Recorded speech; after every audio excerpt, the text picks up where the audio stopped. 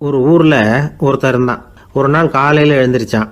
ஒரு 10 ரூபாய் எடுத்து சட்டை பையில் வச்சுக்கிட்டான். கடை தெருவுக்கு புறப்பட்டான். காய்கறி வாங்குறதுக்காக அவன் போகிறான். காய்கறி சந்தைக்கு போய் சேர்ந்தான். கத்திரிக்காய் 1/4 கிலோ கொடுங்கன்னா கொடுத்தாங்க. காசு கொடுக்கறதுக்காக சட்டை பையில் கையை விட்டான். பணத்தை காணும். 10 ரூபாயை சட்டை பையில் வச்சுக்கிட்டு தான் வந்தான். அது இப்போ அங்கே இல்லை. வழியில் எங்கேயும் அது விழுந்துட்டு போட்டிருக்கு. அல்லது யாராவது திருடர்கள் தெரியாமல் அதை எடுத்துக்கிட்டு போட்டாங்களா என்னன்னு தெரியல. எப்படியோ 10 ரூபாய் அவன் இழந்துட்டான். கையில் காசு இல்லை. அதனால் கத்திரிக்காயை திருப்பி கொடுத்துட்டு கவலையோடு வீட்டுக்கு திரும்பி வந்தான். அதையே நினச்சிக்கிட்டு இருந்தான். அவனுக்கு துக்கம் அதிகமாக போச்சு. அழ ஆரம்பிச்சிட்டான். காய்கறிகள் வாங்கிட்டு வந்து ஆனந்தமாக சமைச்சு சாப்பிட்லாம்னு நினச்சோம். அது முடியாமல் போச்சேங்கிற கவலை அவனுக்கு. அதனால் அதை மறக்கவே முடியல. இது நடந்து கொஞ்ச நாள் ஆச்சு. அதே மனுஷன் இன்னொரு நாள் அதே மாதிரி புறப்பட்டான். பணத்தை எடுத்து பையில் வச்சுக்கிட்டான்.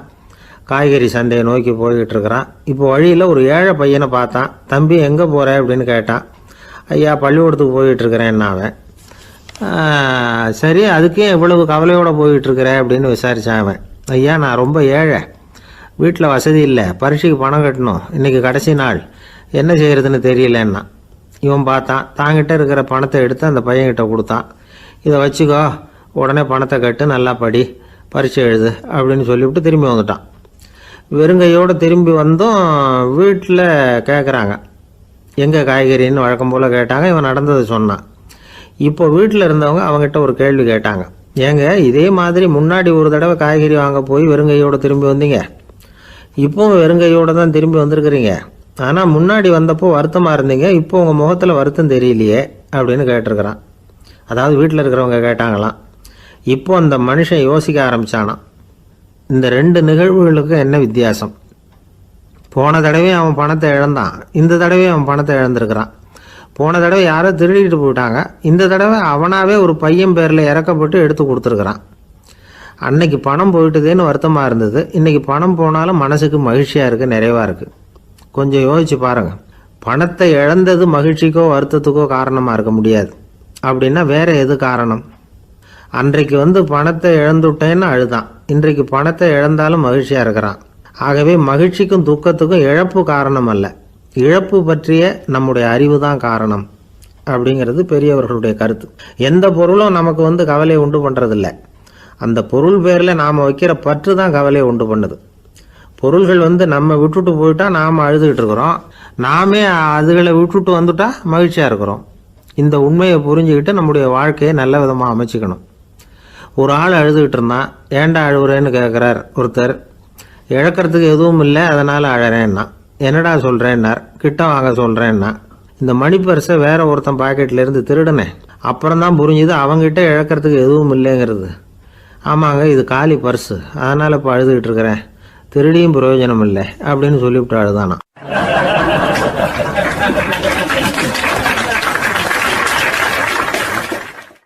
ஒரே ஒரு ஊர், அந்த ஊருக்கு பேர் கொடையாளிப்பட்டி. அந்த பேருக்கு தகுந்த மாதிரி தான் அந்த ஊர் மக்களும். யார் என்ன கேட்டாலும் இல்லைன்னு சொல்லாமல் கொடுப்பாங்க. கொடையாளிகள் நிறைந்த ஊர்.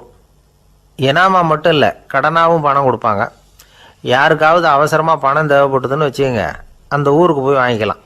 பத்திரம் தேவையில்லை, சாட்சி தேவையில்லை, ஜாமீன் தேவையில்லை, எந்த உத்தரவாதமும் கேட்காம பணம் கொடுத்துருவாங்க. நம்மால் ஒருத்தனுக்கு பணம் தேவைப்பட்டது, சொந்த பந்தமெல்லாம் கேட்டு பார்த்தா யாரும் கொடுக்குற வழியாக தெரியல. எல்லாரும் அவங்கவுங்க சௌரியத்தை பார்க்குறவங்க, அடுத்தவங்க சௌரியத்தை பற்றி கவலைப்படாதவங்க. இவன் எல்லாரையும் கேட்டு பார்த்துட்டு சோர்ந்து போய் உக்காந்துட்டான். அந்த நேரம் தான் கொடையாளிப்பட்டியை பற்றி கேள்விப்பட்டான். அப்படி ஒரு ஊர் இருக்கிறது தெரிஞ்சதும் அந்த ஊருக்கு வழி கேட்டுக்கிட்டு ஒரு நாள் புறப்பட்டு போனான். வயல்காட்டு வழியாக போக வேண்டியிருந்தது. மெதுவாக நடந்து ஊர் எல்லைக்கு வந்துட்டான். 2 பக்கமும் விவசாய வேலைகள் மும்முரமாக நடந்துக்கிட்டு இருக்குது. ஏறு உழுதுகிட்டு இருக்கிறாங்க. அப்போ அங்கே ஒரு ஆளை பாம்பு கடிச்சுட்டுது. பக்கத்தில் வேலை செஞ்சுக்கிட்டு இருந்தவங்க ஓடி வந்தாங்க. அவசரமாக செய்ய வேண்டிய முதல் உதவியெல்லாம் செஞ்சு பார்த்தாங்க, பலன் இல்லை. அந்த ஆள் செத்து போட்டான். அவன் செத்து விட்டான்னு தெரிஞ்சதும் அவனை தூக்கி வரப்பு மேலே போட்டுட்டு எல்லாரும் அவங்கவுங்க வேலையை கவனிக்க ஆரம்பிச்சிட்டாங்க. அங்கே ஒரு ஆள் இவனை பார்த்து சொன்னான், ஐயா நீங்கள் போகிற வழியில் இவன் சொந்தக்காரன், இவனுக்கு சோறு கொண்டுகிட்டு வருவான், இவன் இங்கே செத்துட்டான்னு அவங்ககிட்ட சொல்லிவிடுங்க அப்படின்னா. இவனுக்கு ரொம்ப ஆச்சரியம். என்னடா இது பாம்பு கடிச்சுட்டுதுன்னதும் பதறி அடிச்சுக்கிட்டு ஓடி வந்தாங்க, செத்துட்டான்னதும் பேசாமல் தூக்கி போட்டுட்டு போயிட்டாங்க அப்படின்னு நினச்சிக்கிட்டே நடந்து போகிறான். எதிரில் சோறு கொண்டுக்கிட்டு ஒரு ஆள் வந்தான். இவன் விவரத்தை சொன்னான். அங்கே உங்கள் சொந்தக்காரன் பாம்பு கடிச்சு செத்து போட்டான் அப்படின்னா. அவன் கொஞ்ச நேரம் அமைதியாக நின்னான். அதுக்கப்புறமா அங்கேயே வரப்பில் உட்காந்து கொண்டுகிட்டு வந்த சோத்தை தானே சாப்பிட்டு முடித்தான். பேசாமல் எழுந்திரிச்சு திரும்பி போயிட்டான். கொஞ்சம் கூட பதறல, அழலை. இப்படியும் ஒரு ஊரா அப்படின்னு நினச்சி ஆச்சரியப்பட்டுக்கிட்டே இவன் ஊருக்குள்ளே போனான். ஒரு பெரிய மனுஷனை பார்த்து பணம் கேட்டான். அவரும் இவனோட பேரையும் ஊரையும் மட்டும் விசாரிச்சுக்கிட்டு தேவையான பணத்தை கொடுத்துட்டார். பணத்தை வாங்கிட்ட பிறகு தன்னுடைய மனசை அரிச்சிக்கிட்டு இருந்த அந்த விஷயத்தை பற்றி கேட்டான். ஐயா, வழியில் ஒருத்தன் செத்துட்டான், அவனை அப்படியே தூக்கி வரப்பில் போட்டுட்டு எல்லாரும் வயல்வெளி வேலைகளை பார்த்துக்கிட்டு இருக்கிறாங்களே அப்படின்னா. இதுக்கு அந்த பெரியவர் சொன்னார், ஆமாம் அப்படி தான் செய்வோம், வேலை முடிஞ்சு வீட்டுக்கு திரும்புகிறப்போ அவனை தூக்கிட்டு வந்து அடக்கம் பண்ணிடுவோம் அப்படின்னார். ரொம்ப ஆச்சரியமாக இருக்கே அப்படின்னா. ஏன் உங்கள் ஊரில் யாராவது செத்துட்டா என்ன பண்ணுவீங்க அப்படின்னு கேட்டார். என்ன இப்படி கேட்குறீங்க, எங்கள் ஊரில் எல்லாம் பணத்தை தூக்க விட மாட்டாங்க, ஒப்பாரி வைப்பாங்க, கட்டி புரண்டு அழுது புலம்பி தீர்த்துருவாங்க அப்படின்னா. இவன் பெரியவர் பார்த்தார். அவங்ககிட்ட கொடுத்த பணத்தை லபக்குன்னு பறிச்சுக்கிட்டார். திருப்பி வாங்கிட்டார். இவன் பதறி போய் நிற்கிறான். அவர் சொன்னார், பணத்தையே விட மாட்டேன்னு கட்டுப்பிடிச்சி அழுதா நான் கொடுத்த பணத்தை மட்டும் எப்படி திருப்பி கொடுக்க போகிறேன், போயிட்டு வா அப்படின்னு விரட்டி விட்டாரான். இந்த கதையை நண்பர் ஒருத்தர் சொன்னார். கதை வேடிக்கையாக தெரிஞ்சால் கூட இதில் கருத்து உண்டு. பணம் பிணம் இது ரெண்டையுமே விடுறதுக்கு அவ்வளவு சுலபமாக மனம் வர்றதில்லை. இந்த ரெண்டு விஷயங்கள்லேயும் அறிவார்ந்த செயல்பாடு தேவை. ஒரு பேருந்து மரத்தில் மோதி விட்டுது. எல்லாரும் அடிபட்டு முனைகிட்டு கிடக்கிறாங்க. டிரைவர், கண்டக்டர் இவங்களுக்கும் அடி. அவங்களும் ஒரு பக்கம் கிடக்கிறாங்க. ஒரு மூலையில் கிடக்கிற ஒருத்தன் மெதுவாக முக்கி முனகி கண்டக்டர்னு சத்தம் போடுறான். கண்டக்டர் மெதுவாக நகர்ந்து அவங்ககிட்ட போய் என்னன்னு விசாரிக்கிறார். அவன் ரொம்ப சிரமப்பட்டு வாயை திறந்து ஒரு 15 காசு சில்லற பாக்கி அப்படின்னானா.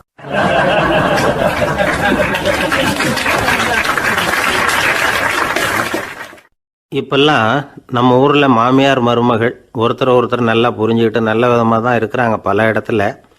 அதனால் நான் இப்போ சொல்ல போகிற கதையை கேட்டுவிட்டு இந்த காலத்தில் அவ்வளவு மோசமாக யார் சார் நடந்துக்கிறாங்க அப்படின்னு கேட்டு யாரும் சண்டைக்கு வரக்கூடாது. இன்னொரு உண்மையையும் சொல்லிவிடுறேன். அதாவது இந்த கதையை நமக்கு எழுதி அனுப்பி இருக்கிறதே கொஞ்ச நாளில் மருமகளாகவும் அதுக்கப்புறம் கொஞ்ச காலத்தில் மாமியாராகவும் ஆக போகிற ஒரு நேயர் தான். சரி, இந்த கதைக்கு வருவோம். அதாவது ஒரு சின்ன குடும்பம். அந்த வீட்டில் மாமியார் ஆட்சி. அவங்க வச்சது தான் சட்டம். பிள்ளையாண்டான் எப்படின்னா அம்மா சொல்கிறதையும் கேட்டுக்குவான், மனைவி சொல்கிறதையும் கேட்டுக்குவான். நமக்கு என்னத்துக்கு வம்புங்கிற டைப்பு. மருமகள் பேரில் குறை கண்டுபிடிக்கிறதுலையே அந்த மாமியாருக்கு ஒரு சுவாரஸ்யம். சின்ன சின்ன விஷயத்துலையெல்லாம் குத்தம் கண்டுபிடிச்சிக்கிட்டே இருக்கிறாங்க. பொதுவாக எல்லாரும் எப்படின்னா ஏதாவது ஒரு காரணத்துக்காக சண்டை போட்டுக்கிட்டு இருப்பாங்க. அந்த அம்மா எப்படின்னா ஏதாவது ஒரு சண்டையை போடுறதுக்காக காரணத்தை தேடிக்கிட்டு இருப்பாங்க. அப்படி ஒரு மனசு. அந்த மருமக பொண்ணு பாவம் பயந்து பயந்து ஒவ்வொரு காரியமும் செஞ்சுக்கிட்டு வந்தது. இப்படியே பல வருஷம் ஓடி போட்டுது. அந்த மாமியாருக்கும் ரொம்ப வயசாகிட்டுது. இருந்தாலும் அந்த பழைய சுபாவம் மட்டும் மாறவே இல்லை. திடீர்னு ஒரு நாள் பக்கவாதம் வந்து அந்த அம்மாவுக்கு ஒரு பக்கம் கை கால் இழுத்துக்கிட்டுது. வாய் சுத்தமாக பேச முடியாமல் போயிட்டுது. சத்தம் மட்டும் வரும். ஒரு பக்கத்து கை காலை அசைக்க முடியும். பேசுகிறதெல்லாம் கையால் தான், அதாவது கை சைகையால். இப்படிப்பட்ட நிலைமையில் கூட அந்த பொண்ணு தண்ணியோ பாலோ இவங்க எதிரில் கொண்டாந்து வச்சா அதை வேணும்னே தட்டி விட்டுட்டு ஒம்பு வளர்க்குறது. அதுக்கப்புறம் அந்த பொண்ணு தரையை சுத்தப்படுத்தும்ல, அதை பார்த்து ரசிக்கிறது. இருந்தாலும் அந்த பொண்ணு இதையெல்லாம் பெருசுப்படுத்தாமல் ரொம்ப பொறுமையாக தான் இருந்தது. ஒரு நாள் வீட்டில் வச்சுருந்த பாலை பூனை குடிச்சிட்டு போயிட்டுது. வயசான காலத்தில் இந்த அம்மா பால் இல்லாமல் கஷ்டப்படுவாங்களே அப்படின்னு நினச்சி பக்கத்து வீட்டில் போய் கொஞ்சம் பால் வாங்கிட்டு காய்ச்சி மாமியார் முன்னாடி கொண்டாந்து வச்சுது அந்த பொண்ணு. வழக்கம் போல் அந்த அம்மா பாலை தட்டி விட்டுட்டாங்க. இது அந்த மருமக பொண்ணு கவனிச்சுட்டுது. இவ்வளவு நாள் பொறுமையாக இருந்த இந்த மருமகளுக்கு இன்னைக்கு இதை பார்த்து தான் அசாத்திய கோபம் வந்துட்டுது. கதவுக்கு பக்கத்தில் சாத்தி வச்சுருந்த உலக்கையை எடுத்து மாமியார் தலையில் போட அது குறி தவறி கழுத்தில் பட அந்த அம்மா கழுத்தை பிடிச்சிக்கிட்டு ஊன்னு கத்த இந்த பொண்ணு ஒன்றும் அலட்டிக்காமல் உலக்கையை எடுத்து மறுபடியும் கதவு பக்கம் சாத்தி வச்சுட்டு அது பாட்டுக்கு நடந்து போயிட்டுது. இருந்தாலும் மனசுக்குள்ளே லேசாக ஒரு பயம். கணவன் வீட்டுக்கு வந்ததும் என்ன விஷயம்னு கேட்டால் எப்படி சமாளிக்கிறது. அன்னைக்குன்னு பார்த்து ரொம்ப நேரம் கழித்து வீடு வந்து சேர்ந்தான் கணவன். உடனே அந்த அம்மா புகார் பண்ண ஆரம்பிச்சுட்டுது. பேச்சு தான் வராத, அதனால் ஒரு பக்கத்து கையால் சைகை காட்டுது. கதவுக்கு பக்கத்தில் இருந்த உலக்க பக்கமாக கையை நீட்டி காட்டி அப்படியே அந்த கையை தன் கழுத்துக்கு பின்பக்கமாக சுற்றி காட்டி நாக்கை வெளியில் நீட்டி நடந்த விஷயத்தை புரிய வைக்கிறதுக்கு முயற்சி பண்ணுது. இவனுக்கு ஒன்றும் புரியல. என்ன சொல்கிறாங்க அம்மா அப்படின்னு மனைவிகிட்ட கேட்குறான். அதுக்கு அந்த பொண்ணு ரொம்ப புத்திசாலித்தனமா, என்னங்க உங்கள் அம்மா சொல்கிறது உங்களுக்கு இன்னும் புரியலையா? அவங்க உங்களை பார்த்து என்ன சொல்கிறாங்கன்னா, ஏண்டா உலக்க மாதிரி நிற்கிற, சாக போகிற எனக்கு சங்கிலி எதுக்கு, என் கழுத்தில் கிடக்கிற இந்த சங்கிலியை கழட்டி என் மருமக கழுத்தில் போடுறா அப்படின்னு சொல்கிறாங்க அப்படின்னு தான். ஓ அப்படியா விஷயம்னு சொல்லி அம்மா கழுத்தில் இருந்த சங்கிலியை எடுத்து மனைவி கழுத்தில் போட்டுட்டு, அம்மா உன் விருப்பப்படியே போட்டாச்சு, இனிமேலாவது நிம்மதியாக படுத்து தூங்கு அப்படின்னு சொல்லிவிட்டு உள்ளே போயிட்டான். பார்த்தீங்களா கதையை? அதனால தான் மாமியார்கள் சைகை காட்டுறதுன்னா கூட இனிமேல் ஜாக்கிரதையாக இருக்கணும்.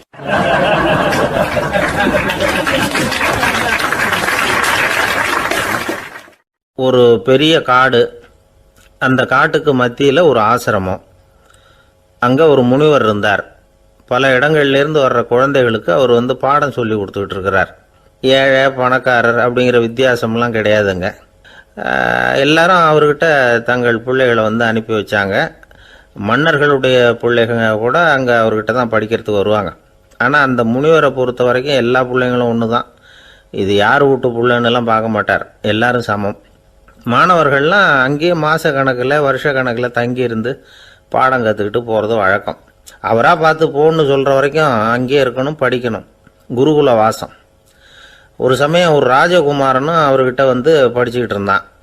அவனுக்கு ஒரு 15 வயசு இருக்கும். சில வருஷம் கழித்து அந்த முனிவர் தன்கிட்ட இருக்கிற மாணவர்களுக்கெல்லாம் பரீட்சை வச்சார். அவங்களுடைய அறிவு முதிர்ச்சியை கணிக்கிறதுக்காக பல சோதனைகள்லாம் வச்சார். ஒவ்வொருத்தராக பார்த்து, இனிமேல் நீங்கள் உங்கள் வீட்டுக்கு போகலாம் அப்படின்னு சொல்லி அனுப்பி வச்சுக்கிட்டு இருக்கிறார். எல்லாரும் போயிட்டாங்க. கடைசியாக மிஞ்சி இருந்தது ஒரே ஒரு மாணவன். அவனை மட்டும் வீட்டுக்கு அனுப்பலை. யார் அந்த பையன் தெரியுமா? அவன்தான் அந்த ராஜகுமாரன். ராஜகுமாரனுடைய தந்தைக்கு, அதுதான் அந்த ராஜாவுக்கு, அங்கே வயசு ஏறிக்கிட்டே போகுது. என்ன இது படிக்க போன பையன் இன்னும் திரும்பி வரலையே அப்படின்னு நினச்சார். வந்துட்டா சீக்கிரமாக அவனுக்கு பட்டம் கட்டிவிட்டு நாம் விலகிக்கலாமே அப்படின்னு நினச்சார். கல்யாணம் வேறு பண்ணி பார்க்கணும் பையனுக்கு. ஆனால் பையன் வர்ற வழியை காணும். ராஜா பார்த்தார். சரி நேர்லேயே போய் என்னன்னு தெரிஞ்சுட்டு வந்துடுவோம் அப்படின்னு காட்டுக்கு புறப்பட்டார். அங்கே போய் முனிவரை பார்த்தார். முனிவர் இவரை அன்பாக வரவேற்று உட்கார வச்சார். அதுக்கப்புறம் ராஜா மெதுவா, எல்லாரையும் வீட்டுக்கு அனுப்பி வச்சுட்டிங்களாமே, ஏன் பிள்ளைய மட்டும் அப்படின்னு சொல்லி மெதுவாக இழுத்தார். முனிவர் இதுக்கு உடனே பதில் சொல்லலை. ராஜாவை கூப்பிட்டுட்டு போய் விருந்தினர் குடிசையில் தங்க வச்சார். அதுக்கப்புறம் சொன்னார், உங்கள் மகன் எல்லா பாடங்கள்லேயும் முதல் இடம் வாங்கியிருக்கான். இப்படி முதலாவதாக வர்ற மாணவனுக்கு நாங்கள் இன்னொரு தேர்வு வைக்கிறது வழக்கம். அதுலேயும் அவன் முதலாவதாக வந்துட்டான்னா அவன் ஒரு பெரிய வித்வான் அப்படிங்கிற கௌரவத்தை அடைஞ்சிருவான் அப்படின்னார். அதாவது முனிவர் அப்படி சொல்கிறார். அப்படி சொல்லிவிட்டு போயிட்டார் அவர். ராஜா அங்கேயே தங்கிட்டார். ராத்திரி படுத்து தூங்கினார். காலையில் எழுந்திரிச்சு அந்த குடிசைக்கு வெளியில் வந்தார் பல்லு விளக்கிறதுக்காக.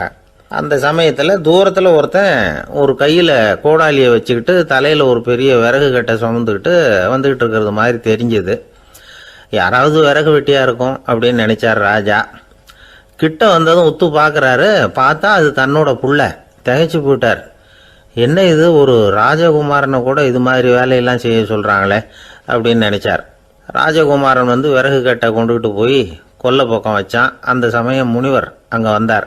என்ன மகனே, விறகு வெட்டிட்டு வந்துட்டியா? சரி, இப்போ ஒரு துடைப்பத்தை எடுத்துக்கோ, விருந்தினர் குடிசையின் வாசல் பக்கத்தை கூட்டி பெருக்கி சுத்தம் பண்ணு போ அப்படின்னார்.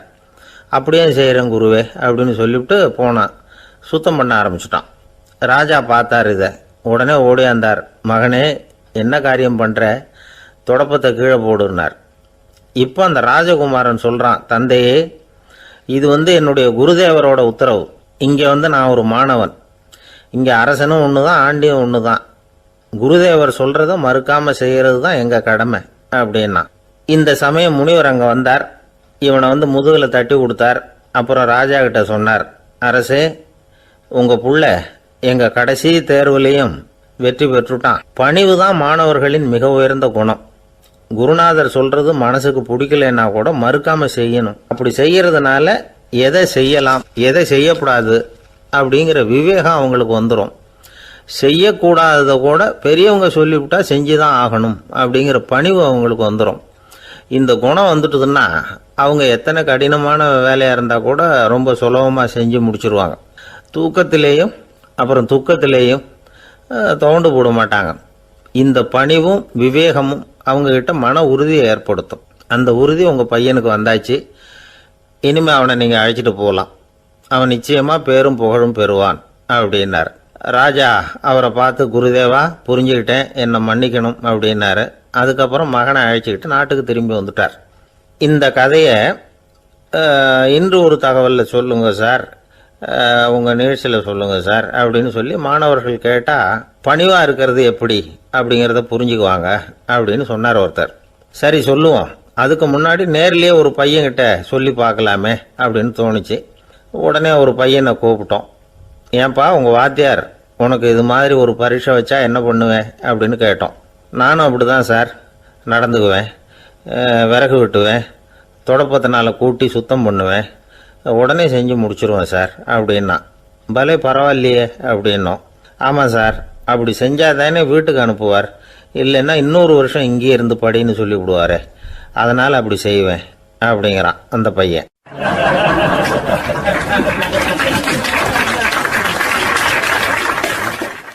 இந்த உலகத்தில் உண்மையாகவே வேதாந்தம் பேசுகிறவங்களும் உண்டு, உள்ளுக்குள்ளே வேற மாதிரி இருந்துக்கிட்டு வெளியில் வேதாந்தம் பேசுகிறவங்களும் உண்டு. ஒரு ஆள் இருந்தார். அவரும் ஒரு கடை வச்சு வியாபாரம் பண்ணிக்கிட்டு இருந்தார். மகா கஞ்சன், யாருக்கும் எந்த உதவியும் செய்ய மாட்டார். எச்சில் கையென்ன ஈர கையை கூட உதற மாட்டார். அப்படிப்பட்ட மனுஷன். அந்த ஊருக்கு ஒரு முனிவர் வந்துக்கிட்டு இருந்தார். வருஷத்துக்கு ஒரு தடவை வருவார். ஒரு நாள் 2 நாள் இருப்பார், அப்புறம் போயிடுவார். அந்த முனிவர் வர்றப்போலாம் இந்த ஆள் எழுந்திரிச்சு ஓடி போய் அவரை வரவேற்பான். ரொம்ப பெரிய வேதாந்தி மாதிரி அவர்கிட்ட பேசிக்கிட்டு இருப்பான். காயமே இது பொய், வெறும் காற்றடைத்த பையும்மா, தர்மம் தலைகாக்கும்மா. பணம் என்ன சார் பணம், இன்னைக்கு ஒருத்தன் கையில் இருக்கும், நாளைக்கு ஒருத்தன் கையில் இருக்கும், எல்லாம் மாயம். எனக்கு தான் இன்னமும் இந்த சம்சார பந்தத்திலிருந்து விடுபடுறதுக்கு நேரம் வரலேம்மா. அந்த முனிவரும் இந்த ஆள் இப்படி சொல்கிறத கேட்ட உடனே, ஏப்பா அப்படி சொல்கிற, இப்போ கூட நீ சரின்னு சொல்லு, உனக்கு தீட்சை கொடுத்து இதிலேருந்து விடுபடுற ஞானத்தை போதிக்கிறேன் பார். உடனே அந்த ஆள் என்ன சொல்லுவான் தெரியுமா? ஐயோ சாமி, இப்போ அது எப்படிங்க முடியும், பிள்ளைங்கள்லாம் சின்ன சிறுசுங்க, அதுகளுக்கெல்லாம் ஒரு கல்யாணம் காட்சின்னு செஞ்சு கடமையை முடிச்சுட்டா நீங்கள் சொல்கிறபடி செஞ்சு விடலாமா. சரி, இன்னும் முனிவர் போயிடுவார். அடுத்த வருஷம் வருவார். இவன் வழக்கம் போல் வேதாந்தம் பேசுவான். சரி தீட்சை கொடுக்குறேன் வா அம்பார். பேரம்பேத்தியை பார்க்கணும், கோர்ட்டில் கேஸ் ஒன்று இருக்குது, அது முடியணும் அப்படின்னு தயங்க ஆரம்பிச்சிருவான். எல்லாம் சொல்லுவான், ஆனால் குடிக்கிறதுக்கு தண்ணி கூட கொடுக்க மாட்டான். ரொம்ப வருஷம் கழித்து மறுபடியும் ஒரு நாள் அந்த ஊருக்கு முனிவர் வந்தார். இவன் கடைக்கு வந்தார். அப்புறம் அங்கே கல்லாவில் நம்ம ஆள் இல்லை, அவன் புள்ள தான் உட்காந்துருக்கிறான். அப்பாவை போலவே புள்ளையும் எழுந்திரிச்சு ஓடியாந்து முனிவரை வரவேற்றான். அப்பா எங்கேன்னு விசாரித்தார் முனிவர். ஐயோ அதை ஏன் கேட்குறீங்க சாமி, உங்ககிட்ட தீட்சை வாங்கி இந்த சம்சார பந்தத்திலேருந்து விடுதலை பெறணும்னு சொல்லிக்கிட்டே இருப்பார், அது நிறைவேறாமலே போய் சேர்ந்துட்டார். போன மாதம் ஒரு நாள் திடீர்னு நெஞ்சு வலிக்குதுன்னார், அவ்வளோதான் போட்டுன்னு போயிட்டார் அப்படின்னு புலம்புனான் பையன். இதை கேட்டதும் முனிவர் சிரிச்சாரான்.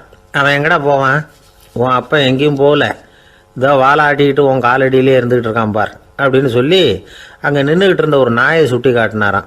என்ன சாமி சொல்கிறீங்க அப்படின்னு ஆச்சரியமாக கேட்டிருக்கான் பையன். உடனே முனிவர் அந்த நாயோட தலையில் ஒரு தட்டு தட்டி பேசுகிறா அப்படின்னாரான். உடனே அந்த நாய் வேதாந்தம் பேச ஆரம்பிச்சுட்டு தான். காயமே இது போய் வெறும் காற்றடைத்த பை அப்படின்னு தான். முனிவர் சொன்னார், அடே இப்போவும் ஒன்றும் கெட்டு போகல, நீ விரும்புனா சொல்லு, உனக்கு தீட்சை கொடுத்து என் பின்னாடியே அழைச்சிட்டு போயிடுறேன், அங்கே அழைச்சிட்டு போய் உனக்கு ஞானத்தை போதிக்கிறேன், வர்றியா அப்படின்னு கேட்டிருக்கார். உடனே அந்த நாய் சொல்லிச்சான், ஐயோ அதை ஏன் கேட்குறீங்க சாமி, நான் உண்ணாமல் தின்னாமல் ஏராளமான சொத்து சேர்த்து வச்சுட்டேன், என் பிள்ளைங்க அதோட பெருமை தெரியாமல் ராத்திரி நேரம்லாம் கதவை திறந்து போட்டுட்டு தூங்கிடுவாங்க, அதனால் இப்படி நாயாக பிறந்து ராத்திரி பகலாக சுற்றி சுற்றி காவல் காத்துக்கிட்டு கிடக்கிறேன், இப்போ எப்படி சாமி வர முடியும் அப்படின்னு கேட்டுதான்.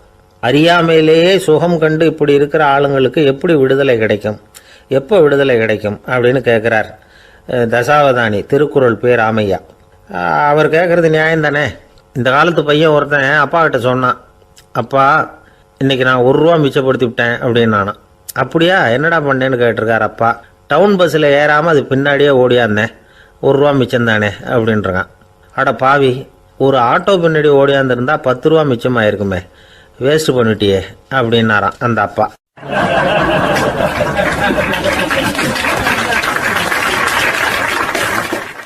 பிரிட்டிஷ் ஆட்சி நடந்துகிட்டு இருந்த காலம் 1920களின் கடைசி. அப்போ நடந்த ஒரு உண்மை நிகழ்ச்சி இது. ஒரு கல்யாண மாப்பிள்ளை ரயிலில் இறங்க போகிறார். அவரை வரவேற்க ஒரு ராஜ குடும்பமே காத்துக்கிட்டு இருக்குது. மங்களூர்லேருந்து இறங்குற அந்த மாப்பிள்ளை யார் தெரியுமா? ஒரு நாய். உண்மைதான், அந்த நாய்க்கு தான் கல்யாணம். சுதேசி சமஸ்தானத்து மன்னர்களில் ஒருத்தர் ஜூனாகட் மகாராஜா. அவரோட வளர்ப்பு நாய் ரோஷனாரா. அதுக்கு கல்யாணம் பண்ணி வைக்கணும்னு ஆசைப்பட்டார். மாப்பிள்ளை தேடினார். மங்களூர் மகாராஜாவோட வளர்ப்பு நாய் ஒன்று இருந்தது, பேர் பாபி. இது ரெண்டுக்கும் கல்யாணம் நடத்த முடிவு பண்ணார்.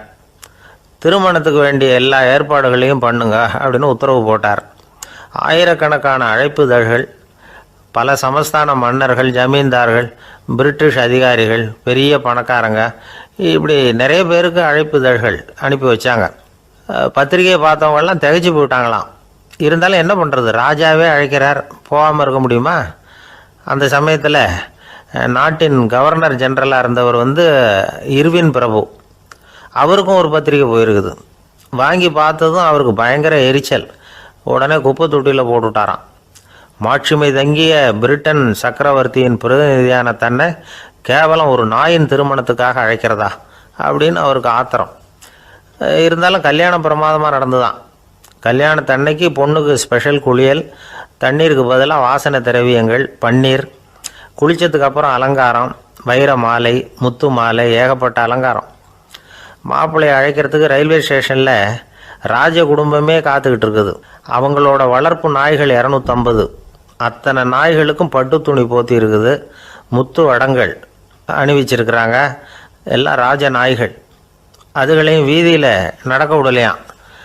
அதுகளை சுமந்துக்கிட்டு போக அலங்கரிக்கப்பட்ட யானைகள் காத்துக்கிட்டு இருக்குதான். மாப்பிள்ளைக்கு வரவேற்பு எப்படி தெரியுமா? அது நடந்து வர்ற பாதை பூரா ரத்தன கம்பளம் விரிச்சிருக்குது. 2 பக்கமும் ராஜாங்க அதிகாரிகள் கைகட்டி நிற்கிறாங்க. அரசு படை வீரர்கள் அணிவகுப்பு மரியாதை செலுத்துகிறாங்க. அந்த நாய் ராஜ மரியாதையோடு நடந்து வருது. நகையெல்லாம் போட்டுக்கிட்டு வருது. திருமண மண்டபத்துக்கு சேருது. அங்கே கல்யாணம் அமோகமாக நடக்குது. இந்த திருமணத்தை முன்னிட்டு அந்த ஜூனாகட் சமஸ்தானத்துக்கு 3 நாள் விடுமுறை வேறு. கல்யாணத்துக்கு வந்திருந்தவங்களுக்கெல்லாம் ஏக தடபுடலாக விருந்து, நாட்டியம் எல்லாம் பிரமாதமாக நடந்து தான். இந்த கல்யாணத்தில் கலந்துக்க வந்திருந்த மற்ற சமஸ்தானத்து மன்னர்கள், தீவான்கள், அரச குடும்பத்தினர், இப்படி அவங்க 700 பேராம். அவங்க போகிறதுக்காக விசேஷ ரயில்கள்லாம் வேற விட்டுருக்காங்க. கல்யாணம் முடிஞ்சதும் அந்த நாய் தம்பதிகளோட பெரிய பெரிய மன்னர்கள்லாம் ஒன்றா உட்காந்து சாப்பிட்டாங்களாம். ஏர் கண்டிஷன் அறையில் அந்த தம்பதிகள் கொஞ்ச காலம் வாழ்ந்துருக்கிறாங்க. கொஞ்ச நாளில் மாப்பிள்ளைக்கு மரியாதை குறைய ஆரம்பிச்சுட்டுது. வெளியில் துரத்தி விட்டாங்களாம். அந்த பெண் நாய் மட்டும் ராஜ போகங்களை அனுபவித்து வந்து தான். இந்த கல்யாணத்தை பார்த்துட்டு தொடர்ந்து மற்ற சமஸ்தானத்து மன்னர்களும் நாய் திருமணங்கள் நடத்த ஆரம்பிச்சுட்டாங்களாம். இது உண்மையில் நடந்திருக்குது. இப்படி அது இருக்கட்டும். இப்போ நம்ம கதைக்கு வருவோம். ஒரு ராஜாவுக்கு ரொம்ப நாள் கழித்து ஒரு குழந்தை பிறந்து தான். அரண்மனை ஜோசியரை கூப்பிட்ருக்கார் ராஜா. ஜோசியரே, என் மகன் வருங்காலத்தில் சிறந்த வாழ் வீரனாக வரணும்னு ஆசைப்படுறேன். வருவானாங்கிறத கொஞ்சம் பார்த்து சொல்லுங்களேன் அப்படின்னாராம். ஜோசியர் சொன்னார், மன்னா, உங்கள் புள்ள வாழ் வீரனாக வர்றது கஷ்டம். ஆனால் அவரும் உங்களை மாதிரியே நாய்க்குட்டிகள் பேரில் பிரியமாக இருப்பார். அதுகளுக்கு கல்யாணமும் பண்ணி வைப்பார் அப்படின்னாராம். அது எப்படி கண்டுபிடிச்சிங்க அப்படின்னு கேட்டிருக்கார் ராஜா. அரசே, உங்கள் பிள்ளைக்கு வாழ் மேலே உள்ள பிரியத்தை காட்டிலும் நாய் மேலே உள்ள பிரியம் அதிகங்கிறதுக்கான அறிகுறி இப்போவே தெரியுது. நல்லா கவனித்து பாருங்க. அவர் வாழ்னு கத்துறாரு அப்படின்னாரு. கவனித்து பார்த்துட்டு அப்படி எனக்கு காதில் விழலையே அப்படின்னாராம் மன்னர். அதனால தான் சொன்னேன், அவர் கத்துறது வாழ்னு கத்தலை, வள்ளுன்னு கத்திக்கிட்டு இருக்கார். அதனால தான் அப்படி சொன்னேன் அப்படின்னாராம் அரண்மனை ஜோசியர்.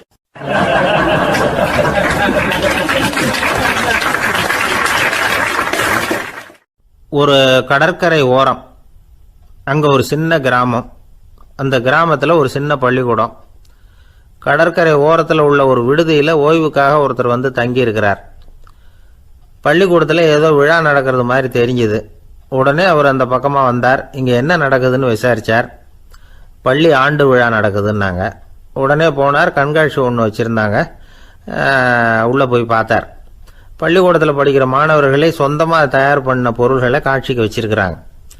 அந்த ஊர் மக்கள்லாம் அதை கூட்டம் கூட்டமாக போய் பார்த்துக்கிட்டு இருக்கிறாங்க. இவரும் ஆர்வமாக அதையெல்லாம் பார்த்துக்கிட்டே போகிறார். ஒரு இடத்துல ஒரு சின்ன ரயில் செஞ்சு வச்சுருந்தாங்க, மாணவர்களே தயார் பண்ணது. மின்சாரத்தால் அது ஓடுறது மாதிரி பண்ணி வச்சுருந்தாங்க. அதில் ஒரு சின்ன பொத்தான் இருக்கும், அது அமுக்குனா ரயில் ஓடும், சுற்றி சுற்றி வரும். மாணவர்கள் எதிரில் நின்று அதுக்கு விளக்கம் கொடுத்துக்கிட்டு இருக்கிறாங்க. இவர் அதை கவனித்தார், ரயில் ஓடுறத பார்த்தார். அங்கே நின்றுக்கிட்டு இருந்த மாணவர்கள்கிட்ட விளையாட்டாக கேட்டார், ஏன்பா இந்த ரயில் எதனால் ஓடுது அப்படின்னு கேட்டார். இவர் சக்தியினால் ஓடுது அப்படின்னாங்க மாணவர்கள். அது என்ன சக்தின்னு கேட்டார். அதுக்கு பேர் மின்சாரம் அப்படின்னாங்க. சரி, நீங்கள் மின்சாரத்தை பார்த்துருக்குறீங்களா அப்படின்னார். நாங்கள் பார்த்தது இல்லைங்க, ஆனால் இதை செய்யறதுக்கு எங்களுக்கு உதவி பண்ண ஆசிரியர் ஒரு பட்டதாரி, ஒரு கால் அவர் பார்த்துருக்கலாம் அப்படின்னாங்க. அவர் எங்கே இருக்காருன்னு கேட்டார். இதோ அழைச்சிட்டு வர்றோம்னு ஓடினாங்க. அவர் அழைச்சிட்டு வந்தாங்க. அவர்கிட்ட ஒரு பெரியவர் கேட்டார், மின்சாரத்தை நீங்கள் பார்த்துருக்குறீங்களா அப்படின்னு. மின்சாரத்தை பார்க்குறதாவது நான் பார்த்ததே இல்லை. நான் பார்த்தது அது செயல்படுற விதத்தை தான். அது விளக்கை எரிய வைக்குது, ரயிலை ஓட வைக்குது, இது மாதிரி எத்தனையோ எந்திரங்களை செயல்பட வைக்குது. ஆனால் உண்மையிலேயே அது என்னன்னு எனக்கு தெரியாது. ஒருவேளை இந்த பள்ளிக்கூடத்து தலைமை ஆசிரியருக்கு தெரிஞ்சிருக்கலாம், ஏன்னா அவர் ஒரு மேல்நிலை பட்டதாரி அப்படின்னாராம். அவர் சரின்னு போய் தலைமை ஆசிரியரை கூப்பிட்டுக்கிட்டு வந்தாங்க. அவர்கிட்டையும் இதே கேள்வி கேட்டாராம். அவர், மன்னிக்கணும், இந்த கேள்வியை இதுவரைக்கும் யாரும் என்கிட்ட கேட்டதில்லை. சக்தியை யாரும் பார்க்க முடியாது, ஆனால் அது செயல்படும் விதத்தை தான் பார்க்க முடியும் அப்படின்னாராம். அவர் இப்போ இதுவரைக்கும் கேட்டுக்கிட்டு இருந்த பெரியவர் சிரித்தார். சிரிச்சுட்டு சொன்னாராம், சரி, அதுக்காக ஒன்றும் கவலைப்படாதீங்க, என்னுடைய பெயர் தாமஸ் ஆல்வா எடிசன் அப்படின்னாராம். இதை கேட்டதும் அங்கே இருந்தவங்களுக்கெல்லாம் அதிர்ச்சி, ஆச்சரியம். என்னது, நீங்கள் தானா எடிசன்? நீங்கள் எவ்வளவு மின்சார கருவிகளை உண்டாக்கி இருக்கிறீங்க, நீங்களா இந்த கேள்வியை கேட்டது அப்படின்னாங்களாம். ஆமாம், நான் தான் கேட்குறேன், ஏன்னா நானே மின்சாரத்தை பார்த்தது கிடையாது அப்படின்னாராம் அவர். அன்புங்கிறது இப்படிப்பட்டது தாங்கிறார் ஓஷோ. அன்புங்கிறது நம்ம உடற்கூறு அமைப்பில் இல்லை, அது நம்ம உடம்புல உள்ள சுத்த சக்தியின் வெளிப்பாடு. அதை உணரத்தான் முடியுமே தவிர பார்க்க முடியாது. அன்பே உன்னை நான் என் இருதயத்தில் வச்சிருக்கிறேன் அப்படின்னுலாம் சொல்லுவான். இதெல்லாம் சும்மா. இது டாக்டர்கள் சொல்கிற இருதயம் கிடையாது. அது ரத்தத்தை தள்ளுகிற ஒரு கருவி, அவ்வளவுதான். ஞானிகள் சொல்லுகிற இதயம் வேற, அது கண்ணுக்கு புலப்படாத ஒரு சக்தி. என்னுடைய இதயம் ரொம்ப விசாலமானது சார் அப்படின்னார் ஒருத்தர். அப்படிங்களான்னு ரொம்ப மரியாதையா, ஆமாங்க, டாக்டர் அப்படி தான் சொல்கிறார், கொஞ்சம் வீங்கி போய் பெருசாக இருக்குதான் அப்படின்னார்.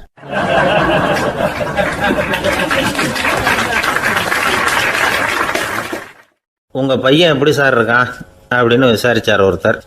அவன் என்ன சார், எதை சொன்னாலும் காதில் வாங்க மாட்டேங்கிறான், அவன் பாட்டுக்கு போகிறான் வர்றான் அப்படின்னு சொல்லி அழுத்துக்கிட்டார் அப்பா. பெரியவங்க சொல்கிறத சின்ன பிள்ளைங்க கேட்கறது இல்லைங்கிறது ஒரு குறை. பெரியவங்க சொல்கிறது சின்ன பிள்ளைங்க காதலையே விழறது இல்லைங்கிறது ஒரு குறை. இது கொஞ்சம் சீரியஸான விஷயம், கவனித்து பார்க்கணும். ஒரு குழந்தைக்கு காது சரியாக கேட்குதா இல்லையா அப்படிங்கிறத நாம தான் கவனித்து பார்த்து கண்டுபிடிக்கணும். அதுவாக நம்மக்கிட்ட தவழ்ந்து அப்பா எனக்கு காது கேட்கல, அழைச்சிட்டு போங்க டாக்டர்கிட்ட அப்படின்னுலாம் சொல்லிகிட்டு இருக்காது. அது சரி, ஒரு குழந்தைக்கு காது சரிவர கேட்குதா இல்லையா அப்படிங்கிறத முன்கூட்டியே நாம் தெரிஞ்சுக்கிறது எப்படி? அதுக்கு சில வழி இருக்குது. உங்கள் குழந்தைய கொஞ்சம் அப்படி கவனித்து பாருங்கள். அடிக்கடி ஜலதோஷம், காதில் அரிப்பு ஏற்படுதா, மூக்கு விரிவாகவும், அப்புறம் டான்சில், அடினாய்டு, சத அழற்சி, இது மாதிரி ஏதாவது இருக்கா, வாயிலிருந்து எச்சில் ஒழுகுதா, குழந்தை வாயினால் சுவாசிக்குதா, பற்கள் முன்னாடி தள்ளி வளருதா, இதெல்லாம் அதுக்கு அறிகுறி. அப்புறம் இந்த VBDF TH இப்படி இந்த ஒலிகள் சேர்ந்த வார்த்தைகளை குழந்தை சரியாக புரிஞ்சுக்காது. இப்போ உதாரணத்துக்கு பட்டுன்னு சொல்லு குழந்தை அப்படின்னீங்கன்னா அது கட்டுன்னு சொல்லும். அதாவது பட்டு சவுண்டை அதால் புரிஞ்சிக்க முடியல. அப்புறம் உங்கள் குழந்தை உங்களை உறக்க பேச சொல்கிறானா, அடிக்கடி கேள்வி கேட்குறானா, சாப்பிட்றப்போ கவனம் இல்லாமல் இருக்கானா, படிப்பில் போதுமான முன்னேற்றம் இல்லையா, வகுப்பில் சரியாக கவனிக்கிறது இல்லையா, இப்படிலாம் இருந்தால் ஆரம்பத்திலேயே டாக்டர்கிட்ட அழைச்சிட்டு போய் சிகிச்சையை ஆரம்பிச்சுடலாம், குணப்படுத்தி விடலாம். குழந்தைக்கு காது சரியாக கேட்கலன்னா நீங்கள் செய்ய வேண்டியது என்ன தெரியுமா? அவனுக்கு காது கேட்கலேங்கிறதுக்காக அவன் முன்னாடி சத்தம் போட்டு பேசக்கூடாது. மெதுவாக சீராக பேசணும், அவனை பார்த்து பேசணும். உங்கள் உதட்டு அசைவுகள் அவனுக்கு உதவும். அதை பார்த்தே புரிஞ்சுக்குவான். நீங்கள் வாயில் வெத்தலை பாக்கு போட்டுக்கிட்டோ புகை பிடிச்சிக்கிட்டோ பேசக்கூடாது. அப்படி பேசினா அவனால் அந்த உச்சரிப்பை சரியாக புரிஞ்சிக்க முடியாது. ஒரு வார்த்தையை சொல்கிறீங்க, அவனுக்கு புரியல அப்படின்னா அதே வார்த்தையை மறுபடியும் சொல்லணும். அவனுக்கு நீங்கள் முதல்ல சொன்ன வார்த்தை புரியலேன்னு நினச்சிக்கிட்டு மறுபடியும் திருப்பி சொல்கிறப்போ அதே அர்த்தம் வரக்கூடிய வேறு வார்த்தையை சொல்லக்கூடாது. இப்படிலாம் நடந்துக்கிட்டால் அவனுக்கு மன திடத்தை ஏற்படுத்த முடியும். இல்லைன்னா அவனுக்கு தாழ்வு மனப்பான்மை வந்துடும். குழந்தைக்கு காது கோளாறுன்னா ஆரம்பத்திலே டாக்டர்கிட்ட அழைச்சிட்டு போனால் போதும், குணப்படுத்தி விடலாம். அப்புறம் பார்த்துக்கலாமே அப்படின்னு அலட்சியமாக இருந்துட்டால் தான் கஷ்டம். சில பேர் கோபத்தில் சின்ன பிள்ளைங்க காதை பிடிச்சி திருகிறது உண்டு. இது ரொம்ப தப்பு. காது கையோடு வந்துட்டால் என்ன பண்ணுறது?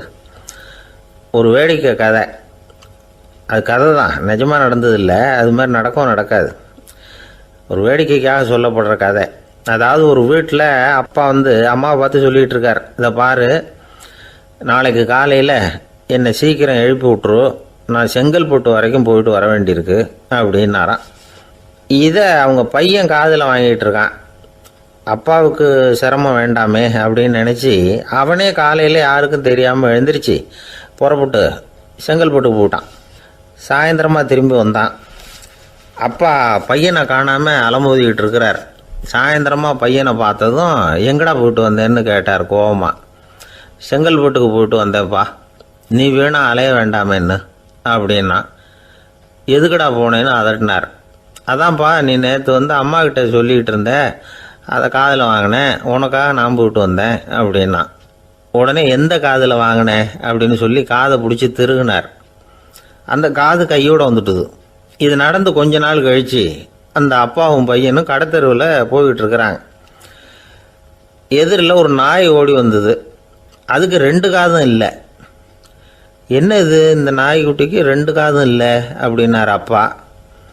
அதுக்கு பையன் சொல்கிறான், அப்பா அது 2 தடவை செங்கல்பட்டுக்கு போயிட்டு வந்துடுவோம் அப்படின்னானா.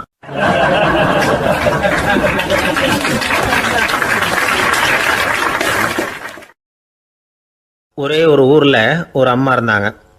அந்த அம்மாவுக்கு ஒரே ஒரு பிள்ளையாண்டான். அவனுக்கு ரொம்ப அக்கறையோடு கல்யாணம் பண்ணி வச்சாங்க. கல்யாணம் முடிஞ்சதும் மருமக பொண்ணு வீட்டுக்கு சேர்ந்தது. அப்பாடா, என் கடமை முடிஞ்சது, இனிமேல் அக்கடான்னு எங்கேயாவது ஒரு மூலையில் படுத்து கிடக்கலாம் அப்படின்னு நினச்சாங்க அந்த அம்மா. ஆனால் நினைக்கிறபடி எங்கே நடக்குது? அதுக்கப்புறம் தான் பிரச்சனையே ஆரம்பமாச்சு. மருமகள் குணம் சரியில்லை, ஒரு மாதிரி. அந்த பொண்ணு வீட்டுக்கு வந்ததுமே முதல் வேலையாக மாமியாரை பார்த்து, அதுதான் நான் வந்துட்டேன்ல, இனிமேல் உங்களுக்கு என்ன வேலைங்க, புறப்பட வேண்டியது தானே, காசி ராமேஸ்வரம்னு எங்கேயாவது போங்கோ அப்படின்னுட்டு தான். மாமியாரை பார்த்தாங்க, கொஞ்சம் யோசனை பண்ணாங்க. இந்த பாருமா, நீ இப்படி சொல்கிறதுக்கு முன்னாடியே வீட்டை விட்டு புறப்படணுங்கிற முடிவுக்கு நான் வந்துட்டேன். வீட்டை மட்டும் இல்லை, இந்த உலகத்தை விட்டே கூட போகிறதுக்கு தயாராக இருக்கிறேன். ஆனால் ஒரே ஒரு விஷயத்துக்காக என் உயிரை கையில் பிடிச்சிக்கிட்டு இருக்கிறேன் அப்படின்னாங்களாம். என்ன விஷயம்னு கேட்டது இந்த மருமக பொண்ணு. வேறு ஒன்றும் இல்லை, என் பிள்ளைக்கு கல்யாணம் பண்ணி வச்சுட்டேன். ஒரு பேர புள்ள பிறந்து அதை என் கண்ணால் பார்த்துட்டேன்னா நான் எங்கே வேணும்னாலும் போகிறதுக்கு தயாராக இருக்கிறேன் அப்படின்னாங்களாம் அந்த மாமியார். மாமியார் இப்படி சொல்கிறதுலேயும் நியாயம் இருக்கிறதாக பட்டுது அந்த பொண்ணுக்கு. சரி, அப்படியே இருந்து பார்த்துட்டு போகலாம் அப்படின்னு அனுமதி கொடுத்தது. கொஞ்ச காலத்தில் ஒரு பேரன் பிறந்தான். அந்த அம்மாவும் பேரனை கண்ணால் பார்த்துட்டாங்க. சரி, பேரனை பார்த்தாச்சுல்ல, இனிமேல் புறப்பட வேண்டியது தானே அப்படின்னது மருமக பொண்ணு.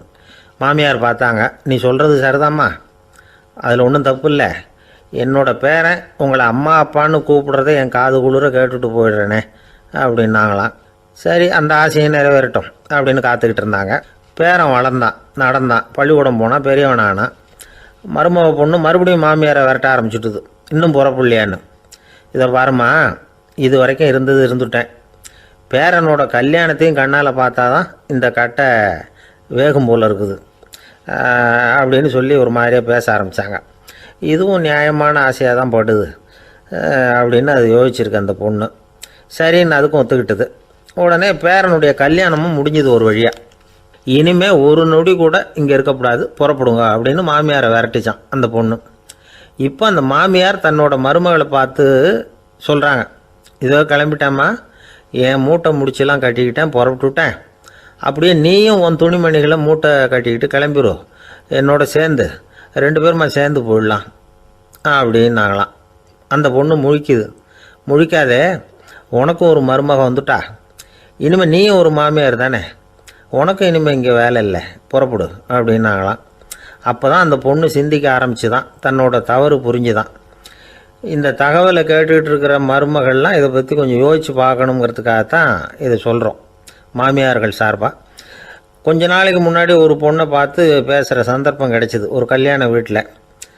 அந்த பொண்ணு சொல்லிச்சு, சார் எனக்கு கல்யாணம் ஆகி 15 வருஷம் ஆகுது, நான் மாமியார்கிட்ட சண்டை போட்டதே இல்லை அப்படின்னு ரொம்ப அடக்கமாக சொல்லிச்சு. அது எப்படிம்மா சாத்தியமாச்சுன்னு கேட்டோம். எனக்கு கல்யாணம் ஆகி 15 வருஷம்தான் ஆச்சு, ஆனால் என் மாமியார் செத்து போய் 20 வருஷத்துக்கு மேலே ஆயிட்டுது அப்படின்னுது.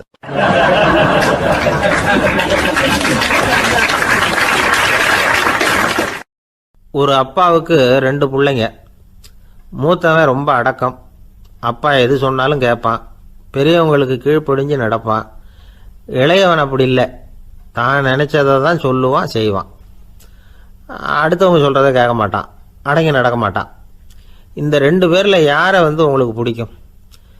பெரியவனை தான் பிடிக்கும், ஏன்னா அவன் தான் சொல்கிற பேச்சை கேட்குறவன் அப்படின்னு சொல்லுவீங்க. ஆனால் ஒரு ஞானி என்ன சொல்கிறார் தெரியுமா?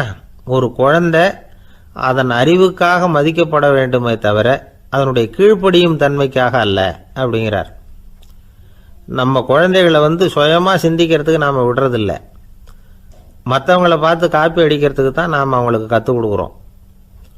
புகழ்பெற்ற மனிதர்கள் சிலருடைய பேரை சொல்லி நீயும் அவர் மாதிரி ஆகணும், இவர் மாதிரி ஆகணும் அப்படின்னு சொல்லிகிட்டே இருக்கிறோம். குழந்தைகள் தங்களுடைய தனித்தன்மையை வளர்த்துக்கிறதுக்கு நாம் தடையாக இருக்கிறோம். ஒரு குழந்தைகிட்ட அனாவசியமாக நம்பிக்கையை வளர்த்துடக்கூடாது, எந்த கோட்பாட்டையும் திணிக்கக்கூடாது. நாம் ஏற்கனவே அர்த்தமில்லாத கருத்துக்களையும் கொள்கைகளையும் மனசில் போட்டு நிரப்பி வச்சுருக்கிறோம். இந்த உலகத்துக்கு புதுசாக சேர்ந்திருக்கிற ஒரு குழந்தையின் தூய்மையான மனசில் நம்ம கருத்துக்களை அறிமுகம் செய்ய அல்லது திணிக்கிறதுக்கு நமக்கு எந்த அதிகாரமும் கிடையாது. ஒரு குழந்தைய நீ இந்த மதத்தை சேர்ந்தவன் அப்படின்னு பிறந்ததுமே ஒரு முத்திரை குத்தி போடுறோம்.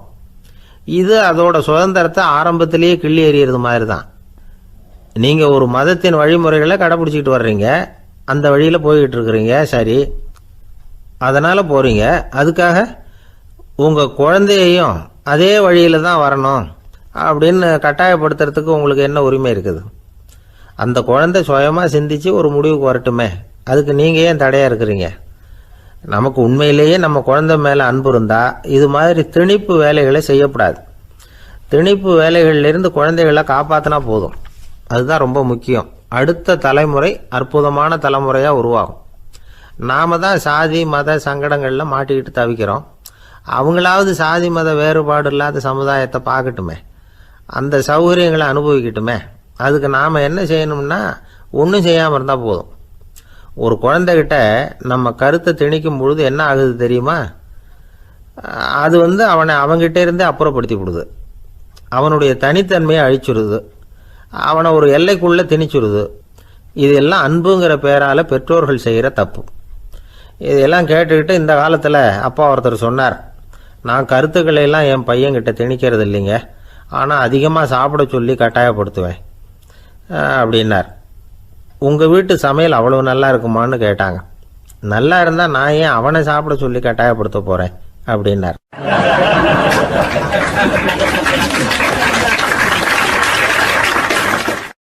லோகமானிய பாலகங்காதர திலகர் இருந்தார்ல, அவருக்கு 15 வயசுலேயே கல்யாணம் நடந்துதான். மனைவி பேர் தபிபாய், ரொம்ப பெரிய குடும்பத்து பொண்ணு, நல்ல குணம். அவங்க குடும்பம் நடத்திக்கிட்டு இருக்கிறாங்க. அந்த காலத்தில் திருடர்கள் பயம் அதிகம். இந்த காலத்தில் மட்டும் என்னன்னு கேட்குறீங்களா? நீங்கள் கேட்குறது நியாயம்தான். இருந்தாலும் இந்த காலத்து திருடனுக்கும் அந்த காலத்து திருடனுக்கும் ஒரு முக்கியமான வித்தியாசம் உண்டு. அதாவது அந்த காலத்து திருடன்லாம் நியாயம் அநியாயம் பார்க்குறது உண்டு, இந்த காலத்தில் அப்படி பார்க்குறது இல்லை. அந்த காலத்தில் திருட வர்றவங்கள்ட்ட கூட ஒரு தார்மீக உணர்வு உண்டாம். அதாவது அப்போ உள்ள கொள்ளைக்காரங்க எதை களவாடினாலும் சரி, அரிசியை மட்டும் களவாடுறது இல்லையா, அப்படி ஒரு கொள்கை. அதனால் பாருங்கள், அந்த காலத்து பெண்கள் நகை நட்டுகளை பத்திரமா வைக்கணும்னா பெட்டியில் வைக்கிறது இல்லை, அரிசி பானையில் போட்டு வச்சு விடுறது. இப்போல்லாம் பேங்க்கில் வந்து சேஃப்டி லாக்கர்னு இருக்குல்ல, அது மாதிரி அந்த காலத்தில் வந்து சேஃப்டி லாக்கருங்கிறது அரிசி பானை. இந்த வளையல், மூக்குத்தி, தோடு இப்படி எதுவாக இருந்தாலும் அதில் போட்டு பத்திரமா வச்சுருவாங்க. திருடன் வந்து அரிசி பானை பக்கம் போகிறதில்ல. ஏன்னா சாப்பிட்ற விஷயத்தில் கை வைக்கக்கூடாது, அது பாவம் அப்படின்னு அவன் நினைக்கிறான். திலகரோட மனைவி தபீபாயும் அதே மாதிரி தன்னுடைய ஆபரணங்களை ஒரு அரிசி பானைக்குள்ளே போட்டு மூடி வச்சுருந்தாங்களாம். இப்படி இருந்தப்போ ஒரு நாள் ஒரு பிச்சைக்கார பொண்ணு வீடு வீடாக பிச்சை கேட்டுக்கிட்டே வந்திருக்குது. திலகர் வீட்டுக்கும் வந்து தர்மம் போடுங்க தாயே அப்படின்னு தான் அந்த பொண்ணு. அந்த அம்மா தபீபாய் காதில் இது விழுந்திருக்கு. உடனே கை நிறைய அரிசி அள்ளிக்கிட்டு வந்து போட்டிருக்கு. பாத்திரத்தில் அரிசியை போட்டதுக்கு அப்புறம் தான் தெரியுது பளிச்சுன்னு கண்ணில் படுது. அதாவது அந்த அம்மாவோட வைர மூக்குத்தி ஒன்று அரிசியோடு சேர்ந்து அந்த பிச்சைக்கார பொண்ணு பாத்திரத்தில் போய் விழுந்துட்டுது. இந்த அம்மாவுக்கு மனசுக்குள்ளே குழப்பம், என்ன இப்படி ஆகிட்டுதே, மூக்குத்தி போயிட்டுதே, பிச்சை பாத்திரத்துலேருந்து அதை எப்படி எடுக்கிறது அப்படின்னு தயக்கம். வாயை திறந்து அதை கேட்கறதுக்கும் கூச்சம். திண்ணையில் உட்காந்துருந்த திலகர் இவ்வளவையும் பார்த்துக்கிட்டு இருக்கிறார். மனைவியின் மனசுக்குள்ளே நடக்கிற மௌன போராட்டத்தை அவர் நல்லா புரிஞ்சுக்கிட்டாராம். மனைவியை பார்த்து சொன்னாராம், தபீபாய், இது வந்து தெய்வ சம்மதம். அவளுக்கு சேர வேண்டிய மூக்குத்தி அவகிட்ட போயிட்டுது. பிச்சை பாத்திரத்தில் விழுந்த மூக்குத்தியை எடுக்க வேணாம் அப்படின்னாராம். சரின்னு சொல்லிவிட்டு மேற்கொண்டு எதுவும் சொல்லாமல் அந்த அம்மா வீட்டுக்குள்ளே போயிட்டாங்களாம். இந்த காலத்துலலாம் அது மாதிரி நடக்குமா? வெறும் அரிசியை போட்டுட்டு விவகாரம் பண்ணிகிட்டு இருக்க மாட்டோமா? ஒரு பெரிய மனுஷன் வீட்டுக்கு ஒரு பிச்சைக்காரன் வந்தான். ஐயா, நாங்கள் பிச்சைக்காரங்கள்லாம் சேர்ந்து ஒரு சங்கம் வச்சுருக்குறோம், அதுக்கு நிதி சேர்க்குறோம், அதுக்கு ஒரு 100 ரூபா கொடுத்தீங்கன்னா எங்களுக்கு பெரிய உதவியாக இருக்கும் அப்படின்னானா. அதெல்லாம் ஒன்றும் கொடுக்க முடியாது போ அப்படின்னாரான் அவர். அப்படின்னா ஒரு 50 ரூபாயாவது கொடுங்களேன் அப்படின்ட்டுருக்கான். அதுவும் முடியாதுன்னு சொல்லிவிட்டார். 25 ரூபா அப்படின்ட்டுருக்கான். எதுவும் முடியாது அப்படின்னாரான். சரிங்க, இவ்வளோ பெரிய வீட்டுக்கு வந்துட்டு வெறுங்கையோடு திரும்புறது நல்லா இருக்காது, அதனால் சும்மா ஒரு 1 ரூபா மட்டுமாவது கொடுங்க அப்படின்ட்டுருக்கான் அவன். 1 பைசா கூட என்கிட்ட கிடையாது அப்படின்னு விட்டாரான் இவர். அப்படின்னா நீங்கள் ஒரு காரியம் பண்ணுங்களேன் அப்படின்னானா அவன். என்ன செய்யணும் அப்படின்ட்டுருக்கார். எங்கள் சங்கத்தில் நீங்களும் ஒரு மெம்பராக சேர்ந்துருங்க அப்படின்னானா.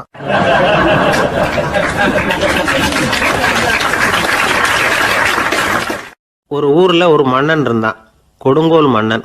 நிறைய தொந்தரவு பண்ணிக்கிட்டு இருந்தான். அவன் ஒரு தடவை என்ன பண்ணான் தெரியுமா? ஒரு தப்பும் பண்ணாத ஒரு இளைஞனை பிடிச்சி ஜெயிலில் அடைச்சுட்டான். அந்த பையனோட சொந்தக்காரங்கள்லாம் ராஜா கிட்ட போனாங்க. அவன் ஒரு தவறும் பண்ணலை, அவனை விடுதலை பண்ணுங்க அப்படின்னு கெஞ்சி கேட்டுக்கிட்டாங்க. மன்னன் வந்து யோசனை பண்ணான். அந்த இளைஞனை கூப்பிட்டுக்கிட்டு வர சொன்னான். அவனை கொண்டாந்து ராஜா முன்னாடி நிறுத்தினாங்க. இதை பாருப்பா, உன்னை நான் விடுதலை பண்ணுவேன், ஆனால் ஒரு கண்டிஷன். அந்த நிபந்தனையை நீ நிறைவேற்றினா உனக்கு விடுதலை அப்படின்னா மன்னன். சரின்னு ஒத்துக்கிட்டான் பையன்.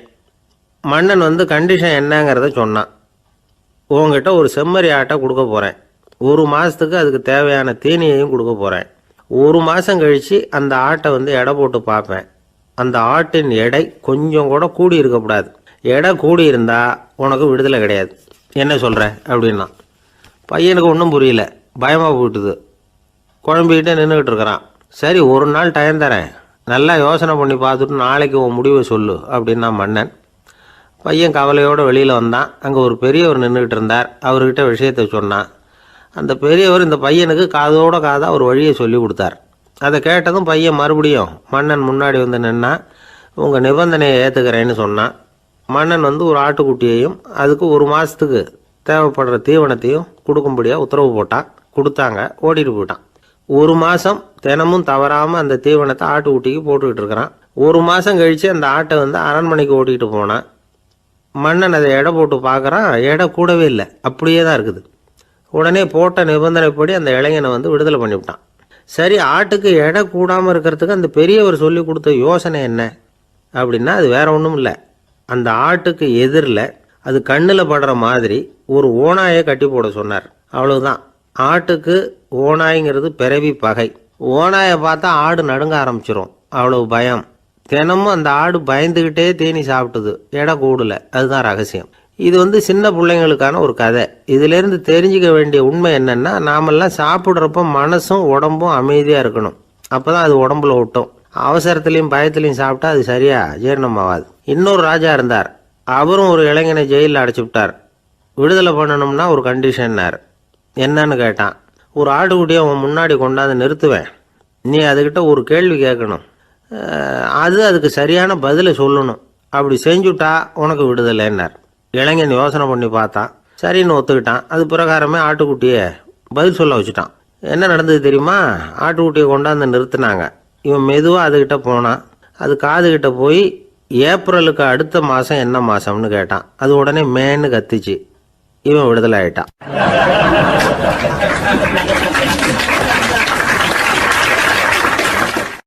காஞ்சிபுரத்தில் பல்லவ ராஜா ஒரு கோவில் கட்டினார், கைலாசநாதர் கோவில். அதுக்கு கும்பாபிஷேகம் பண்ணுறதுக்கு ஒரு நாள் குறிப்பிட்டு அதுக்கு வேண்டிய ஏற்பாடுகள்லாம் பண்ணினார். முதல் காரியமாக கடவுளை வேண்டிக்கிட்டார், நீங்கள் இந்த கும்பாபிஷேகத்துக்கு நேரில் வந்து கலந்துக்கணும்னார். கடவுள் அந்த ராஜா கனவுல வந்தார். நீ கும்பாபிஷேகம் வச்சிருக்கிற அதே நாளில் அதே நேரத்தில் எனக்கு இன்னொரு ஊரில் ஒரு கும்பாபிஷேகம் இருக்குது, அதுக்கு போக வேண்டியிருக்கு. அதாவது திருநின்ற ஊரில் என்னுடைய பக்தர் ஒருத்தர், அவரும் ஒரு கோயில் கட்டி கும்பாபிஷேகம் செய்கிறார், நான் அதுக்கு போக வேண்டியிருக்கு, அதனால் உன்னுடைய தேதியை நீ மாற்றி வச்சுக்கோ அப்படின்னார். கடவுள் தான் எங்கேயும் இருக்கிறவராச்சே, அவர் நினச்சா 2 இடத்துலையும் இருந்து கோயில் கும்பாபிஷேகத்தை நடத்த முடியாதா? ஏன் அப்படி செய்யலை? அது ஒரு முக்கியமான காரணத்துக்காகத்தான். திருநின்ற ஊரில் இருந்த பூசலாருங்கிற அந்த அடியாரின் பெருமையை இந்த உலகத்துக்கு எடுத்து காட்டணுங்கிறதுக்காகத்தான் கடவுள் அந்த ராஜா கிட்ட அப்படி சொன்னார். சரி, அந்த அடியார் அப்படி என்னதான் பெருசாக கோயில் கட்டி விட்டார்? ராஜா கட்டின கோயிலை விட பெருசா? அவர் கட்டினது கருங்கல்லாலேயோ மண்ணாலேயோ மரத்தாலேயோ இல்லை. அவர் கட்டின கோயில் வேறு மாதிரி. அது மனசால் கட்டின கோயில், மனசுக்குள்ளே இருக்கிற கோவில், மனக்கோவில். அந்த அடியார் தன்னோட மனசுக்குள்ளே மாதக்கணக்காக ஒவ்வொரு கல்லாக சேர்த்து கட்டின கோவில். இந்த விஷயம் ராஜாவுக்கு தெரியாது. அவர் என்ன நினச்சிட்டாரு, அது நாம் கட்டின கற்கோயிலை விட ரொம்ப பெருசாக இருக்கும் போல இருக்கு அப்படின்னு நினச்சிட்டார். சரி, அப்பேற்பட்ட அந்த கோயிலை தரிசனம் பண்ணிவிட்டு வருவோம் அப்படின்னு நினச்சி ராஜா திருநின்ற ஊருக்கு போகிறார். அங்கே போய் பார்த்தா கோயிலையும் காணும், ஒன்றையும் காணும்.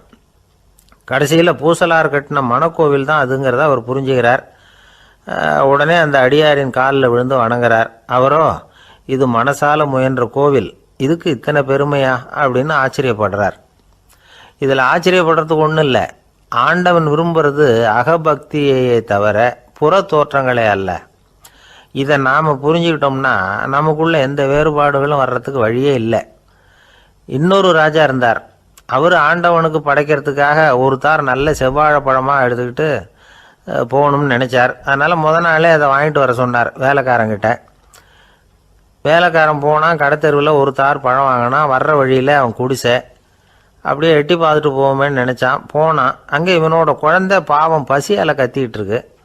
இவன் பார்த்தான், இவ்வளவு பெரிய தாரில் ஒரு 2 பழம் எடுத்தா தெரியவா போகுது அப்படின்னு நினச்சி ஒரு 2 பழத்தை பிச்சு அந்த குழந்தைகிட்ட கொடுத்தான். அதை வாங்கி வயிறார சாப்பிட்டுது. பசி அடங்குச்சு, விளையாட போயிட்டுது. இவன் அதுக்கப்புறம் வாழைப்பழத்தை எடுத்துக்கிட்டு அரண்மனைக்கு வந்தான். 2 பழம் பிச்சிருக்கிறது ராஜாவுக்கு தெரிஞ்சு போச்சு. இவன் உண்மையை சொல்லிவிட்டான். உடனே ராஜா, கடவுளுக்கு படைக்க வேண்டிய பொருளை குழந்தை எச்சில் பண்ண விட்டுருக்கியே அப்படின்னு சொல்லி அவனை கட்டி வச்சு சாட்டையால் அடித்தார். பாவம். மறுநாள் பழத்தை கோயிலுக்கு எடுத்துகிட்டு போனார். கடவுள் முன்னாடி வச்சார். கடவுள் கண்ணை திறந்து பார்த்தார், பழம்லாம் அழுகி இருக்குது. என்ன இது அழுகி போன பழம் அப்படின்னார். ராஜா முழிச்சார். நல்லா தானே இருந்தது அப்படின்னு நினச்சார். அப்போ கடவுள் அந்த ராஜா கிட்ட சொன்னாராம், இதை பார்ப்பா, இந்த தாரில் 2 பழம் தான் நல்ல பழம், அந்த 2 பழங்களையும் நேற்றுக்கே நான் சாப்பிட்டுட்டேன் அப்படின்னாராம். அப்போ தான் ராஜாவுக்கு புரிஞ்சுது, ஏழை குழந்தையின் பசியை தீர்க்கறதுக்காக உதவுன அந்த 2 பழம்தான் இறைவன் சாப்பிட்ட பழம்னு. இறைவன் இருக்கிற இடம் எது? இதுதான். ஆந்திர நாட்டில் ஒரு அரசர் இருந்தார். அந்த அரசர்கிட்ட ஒரு அமைச்சர் இருந்தார். அந்த அமைச்சர் பேர் ராயண பாஸ்கர். அவர் ஒரு பெரிய அறிவாளி. அது மட்டும் இல்லை, மிகச்சிறந்த கொடையாளி. யார் எது கேட்டாலும் இல்லைன்னு சொல்ல மாட்டாராம். அதன் காரணமாகவே அவர்கிட்ட இருந்த செல்வம் நாளுக்கு நாள் குறைஞ்சிக்கிட்டே வந்துட்டு தான். கடைசியில் குடும்பத்துக்குன்னு எதுவும் வைக்காமலே அவர் போய் சேர்ந்துட்டார். மகனும் இறந்துட்டார். அந்த குடும்பத்தில் மிஞ்சி இருந்தது அவருடைய மருமகள், ஒரு பேரன், அவ்வளவுதான். இருந்த ஒரே சொத்து பழுதடைஞ்ச ஒரு வீடு. அந்த அம்மா மற்ற வீடுகளில் வேலை செஞ்சு தன்னுடைய பிள்ளைய படிக்க வச்சுக்கிட்டு வராங்க. அந்த புள்ள ஒரு பெரிய வள்ளலுடைய பேரங்கிறது அந்த பள்ளி வாத்தியார்களுக்கும் தெரியும். அதனால் அவங்களும் இவங்ககிட்ட கொஞ்சம் அன்பாகவும் அக்கறையாகவும் பழகி பாடம் சொல்லி கொடுத்துக்கிட்டு இருக்கிறாங்க. ஒரு நாள் ஒரு புகழ்பெற்ற கவிஞர் ஒருத்தர் அந்த பள்ளிக்கூடத்துக்கு வந்திருக்கிறார். ஆசிரியர்கள்கிட்ட பேசிக்கிட்டு இருந்தப்போ ஒரு செய்தியை சொன்னாராம். ராயண பாஸ்கருங்கிற வள்ளல் எனக்கு நிறைய உதவிகள் செஞ்சிருக்கார், என்னை பாராட்டி பரிசுகள்லாம் கொடுத்துருக்கிறார். அந்த வள்ளல் வாழ்ந்த கிராமத்தை பார்க்கணுங்கிறதுக்காக தான் இப்போ இங்கே வந்திருக்கிறேன் அப்படின்னாராம். ஆசிரியர் உடனே இந்த பையனை கூப்பிட்டு, இதை பாருங்கள், இவன் யார் தெரியுமா, நீங்கள் குறிப்பிடுகிற அந்த வள்ளலின் பேரன் அப்படின்னு அறிமுகப்படுத்தினாராம். கவிஞரின் கண்களில் ஆனந்த கண்ணீர். அந்த பரவச நிலையிலேயே அந்த வள்ளலை பற்றி கவி பாட ஆரம்பிச்சுட்டாராம். இந்த சின்ன பையன் அதை கேட்டிருக்கிறான். உடனே என்ன பண்ணான் தெரியுமோ, தன் கையில் அணிஞ்சிருந்த ஒரு பொன் வளையலை கழட்டி அந்த கவிஞருக்கு பரிசாக கொடுத்துட்டானான். எல்லாருக்கும் ஆச்சரியம். தாத்தா இருக்கும் நிலையில் கொடுத்தார், பேரன் இல்லாத நிலையிலையும் கொடுக்குறான். பையனை எல்லாரும் பாராட்டினாங்களாம். இருந்தாலும் அவனுக்குள்ளே ஒரு பயம் எதுவும் ஆரம்பமாச்சு. பள்ளிக்கூடம் விட்டு வீட்டுக்கு வரும்பொழுது அந்த பயம் இன்னும் அதிகமாகிட்டுது. அம்மா என்ன சொல்லுவாங்களோ தெரியலையே, ஏதோ திடீர்னு தோணிச்சு வளையலை கட்டி கொடுக்கணும்னு கொடுத்துட்டோம். குடும்பம் இருக்கிற நிலையில் இப்படி நான் செஞ்சது தப்பா, வீட்டு செலவுக்கே அம்மா எவ்வளவு கஷ்டப்படுறாங்க, வீட்டுக்கு போனதும் என்ன நடக்குமோ தெரியலையே அப்படின்னு நினச்சி பயந்துக்கிட்டே அவன் வீட்டுக்குள்ளே அடி எடுத்து வைக்கிறான். அம்மா கூப்பிட்டு சாப்பாடு போட்டாங்க. அவங்க கண்ணில் படக்கூடாதுங்கிறதுக்காக ஒரு கையை பின்னாடி மறைச்சிக்கிட்டே இருந்தான். அம்மா இதை கவனிச்சிட்டாங்க. ஏய், உன் கையை ஏன் அப்படி வச்சிருக்கிற, உன் கைக்கு என்னாச்சு, ஏதாவது அடிபட்டு போச்சா அப்படின்னு கேட்டுக்கிட்டே கையை எடுத்து பார்க்குறாங்க. வளையல காணலை. வளையல் எங்கே அப்படின்னு கேட்குறாங்க. இவன் தயங்கிக்கிட்டே நடந்ததை சொல்கிறான். அதை கேட்டதும் அந்த அம்மாவோட முகம் கோபத்தால் சவுந்து போச்சான். முட்டாளே, என்ன காரியம் பண்ண அப்படின்னு கன்னத்தில் அரைஞ்சிட்டாங்களாம். அம்மா, என்னை அடிக்காத, ஏதோ தெரியாமல் தப்பு பண்ணிட்டேன் அப்படின்ட்டுருக்கான். மகனே, வளையலை கொடுத்ததுக்காக நான் உன்னை அடிக்கலை அப்படிங்க, பின்ன எதுக்கு அடித்தேன்னு கேட்டிருக்கான். உன் பாட்டனார் ஒரு பெரிய வள்ளல், அவர் எதையும் பாதி வேலையை செய்கிறதில்ல, அவருடைய பேரை நீ அரைகுறை வேலை செஞ்சுட்டு வந்திருக்கிற அப்படின்னாங்களாம். என்னம்மா சொல்கிறேன்ருக்கான். நீ ஒரே ஒரு வளையலை மட்டும்தானே கட்டி கொடுத்துருக்குற, கொடுக்குறதா இருந்தால் ரெண்டையும் சேர்த்துல கொடுத்துருக்கணும், அதுதானே உங்கள் தாத்தாவுக்கு பெருமை அப்படின்னாங்களாம். அம்மா, தெரியாமல் இப்படி செஞ்சுட்டேன், உங்கள்கிட்டையும் அரை வாங்கிட்டேன் அப்படி இப்படின்னு அவன் சொல்லியிருக்கிறான். இப்போ அம்மா கொஞ்சம் இருங்க, அந்த கவிஞர் இன்றைக்கி நம்ம ஊரில் தான் தங்கியிருப்பார், நாளைக்கு காலையில் தான் அவர் எங்கே இருக்காருன்னு விசாரித்து இன்னொரு வளையலையும் கொடுத்துட்றேன் அப்படின்ட்டுருக்கான். மகனே, நல்ல செயல்களையெல்லாம் நாளைக்குன்னு ஒத்தி போடாத, நாளைக்கு என்ன நடக்குங்கிறது யாருக்கு தெரியும், இப்போவே போ, எங்கே இருக்காருன்னு பாரு அப்படின்ட்டுருக்காங்க. மகன் புறப்பட்டான். பள்ளி ஆசிரியர்கிட்ட போய் கேட்டானான் அந்த கவிஞர் எங்கே இருக்காருன்னு. அவர் சொன்னாராம். உடனே போய் அவர் இருக்கிற இடத்துல கதவை தட்டியிருக்கான். ராத்திரி நேரத்தில் இவனை கண்டதும் அவருக்கு ரொம்ப ஆச்சரியம். இவன் இன்னொரு கை வளையலையும் எடுத்து நீட்டியிருக்கான். அவர் திகைச்சு போய் நிற்கிறார். அவரால் என்ன பண்ணுறதுன்னே தெரியல. ஆனந்த கண்ணீர். இது பெரியவர்கள் கூற கேட்ட ஒரு வரலாறு.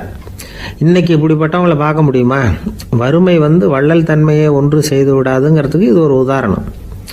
ஒருத்தன் இன்னொருத்தனை பார்த்து கேட்டானா, எங்கள் தாத்தா உங்கள் தாத்தாவுக்கு 100 ரூபா கடன் கொடுத்துருக்கிறார், அதை எப்போ திருப்பி கொடுக்க போகிறேன்னு. கவலைப்படாத, எங்கள் பேரன் அதை உங்கள் பேரன்ட்ட திருப்பி கொடுத்துருவான் அப்படின்னு நானான் அவன்.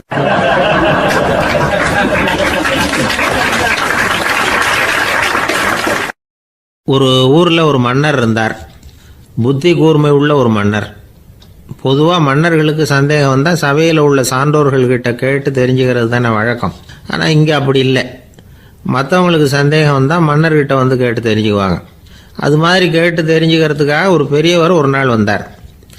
அவர் கையில் 3 பொம்மைகள் வச்சுருந்தார். 3 ஒரே மாதிரி பொம்மைகள், கொஞ்சம் கூட வித்தியாசம் தெரியல.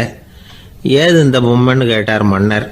எனக்கு வேண்டியப்பட்ட ஒருத்தங்கிட்ட இருந்து இதை வாங்கிட்டு வந்திருக்கிறேன், நான் தான் அவன்கிட்ட இந்த பொம்மையை செஞ்சு கொடுக்கும்படியா கேட்டுக்கிட்டேன். அவன் ரொம்ப புத்திசாலி, அவன் தான் இதை செஞ்சு கொடுத்தான், ஆனால் அதில் ஒரு சிக்கல் அப்படின்னார். என்ன பிரச்சனைன்னு கேட்டிருக்காரு இவர். நான் அவன்கிட்ட கேட்டது 3 விதமான பொம்மைகளாக இருக்கணும்னு கேட்டேன். அவன் என்னடான்னா 3 ஒரே மாதிரியாக செஞ்சு கொடுத்துட்டான் அப்படின்னார். அவன்கிட்டயே கேட்கறது தானே அப்படின்ட்டுருக்காரு இவர். கேட்டேன், அவன் என்ன சொல்கிறான்னா, இது 3 ஒரே மாதிரி பொம்மை கிடையாது, 3 விதம், ஒன்றுக்கு ஒன்று வித்தியாசம் இருக்குது. இந்த 3 பொம்மையும் 3 விதமான நண்பர்களுக்கு உதாரணங்கள் அப்படின்னு சொல்கிறான். எனக்கு ஒன்றும் புரியல, அதுதான் உங்ககிட்ட வந்தேன் அப்படின்னார். சரி, அந்த பொம்மைகளை இப்படி கொடுங்க அப்படின்னு வாங்கினார் மன்னர். எடுத்துக்கிட்டு உள்ளே போனார். கொஞ்ச நேரம் கழித்து வெளியில் வந்தார். அதுக்கப்புறம் சொன்னார், இதை பாருப்பா, அவன் சொன்னது சரிதான், 3 விதம் தான். இது இருக்குது முதல் பொம்மை, இது உத்தமமான நண்பனுக்கு உதாரணம். இந்த ரெண்டாவது பொம்மை இது மத்தியமமான நண்பனுக்கு உதாரணம். அந்த மூணாவது பொம்மை இருக்குதே அது மோசமான நண்பனுக்கு உதாரணம். இதை செஞ்சவன் உண்மையிலேயே பெரிய அறிவாளி தான் அப்படின்னாராம். வந்தவருக்கு ஒன்றும் புரியல. பார்த்தா ஒன்றும் வித்தியாசம் தெரியலையே அப்படின்னு அவன் குழம்பி போய் நிற்கிறான். இப்போது அந்த மன்னர் விளக்கம் கொடுக்குறார். அந்த 3 பொம்மையையும் எடுத்து முன்னாடி வச்சார். ஒரு மெல்லிய கம்பியை கையில் எடுத்தார். அந்த முதல் பொம்மை காதில் விட்டார். கொஞ்ச தூரம் உள்ளே போய் அப்படியே நின்றுட்டுது அந்த கம்பி. அப்புறம் ரெண்டாவது பொம்மை காதில் அந்த கம்பியை விட்டார். அந்த கம்பி என்னாச்சுன்னா அப்படியே அது வாய் வழியாக வெளில வந்தது. மூணாவது பொம்மை காதில் கம்பியை செலுத்தினார். அது நேராக இன்னொரு காது வழியாக வெளியில் வந்தது. இப்போ இந்த முதல் வகை இருக்குதே அது மாதிரியான நண்பர்கள் எப்படி தெரியுமா? நம்ம கஷ்டத்தை அவங்கக்கிட்ட சொன்னால் பேசாமல் கேட்டுக்குவாங்க. வெளியில் அதை யாருக்கிட்டையும் சொல்லிகிட்டு இருக்க மாட்டாங்க. வெளியில் தெரியாமல் நமக்கு உதவி பண்ணுவாங்க. செஞ்சுட்டு அதை நான் தான் செஞ்சேன்னு சொல்லிகிட்டு இருக்க மாட்டாங்க. அதுதான் கம்பி ஒரு காது வழியாக போய் உள்ளே நின்றுட்டுது. ரெண்டாவது பொம்மையில் கம்பி என்னாச்சு, ஒரு காது வழியாக போய் வாய் வழியாக வெளியில் வருது. இது மாதிரியான நண்பர்கள்கிட்ட நாம் கஷ்டத்தை சொன்னால் அதை அவங்க 4 பேர்கிட்ட போய் சொல்லி நமக்காக உதவி கேட்பாங்க. நமக்குன்னு கேட்டு வாங்கி அதை நம்மகிட்ட கொண்டுகிட்டு கொடுப்பாங்க. இவங்க மத்தியமமான நண்பர்கள். மூணாவது பொம்மையில் ஒரு காது வழியாக செலுத்துகிற கம்பி இன்னொரு காது வழியாக வெளியில் வந்துடுது.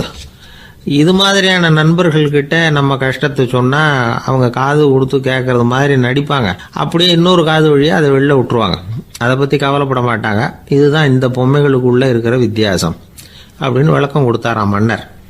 படிக்கிற பிள்ளைங்கள்லேயும் இது மாதிரி 3 வகை உண்டு. சில பேர் காதால் வாங்கி மனசில் வச்சுக்குவான்.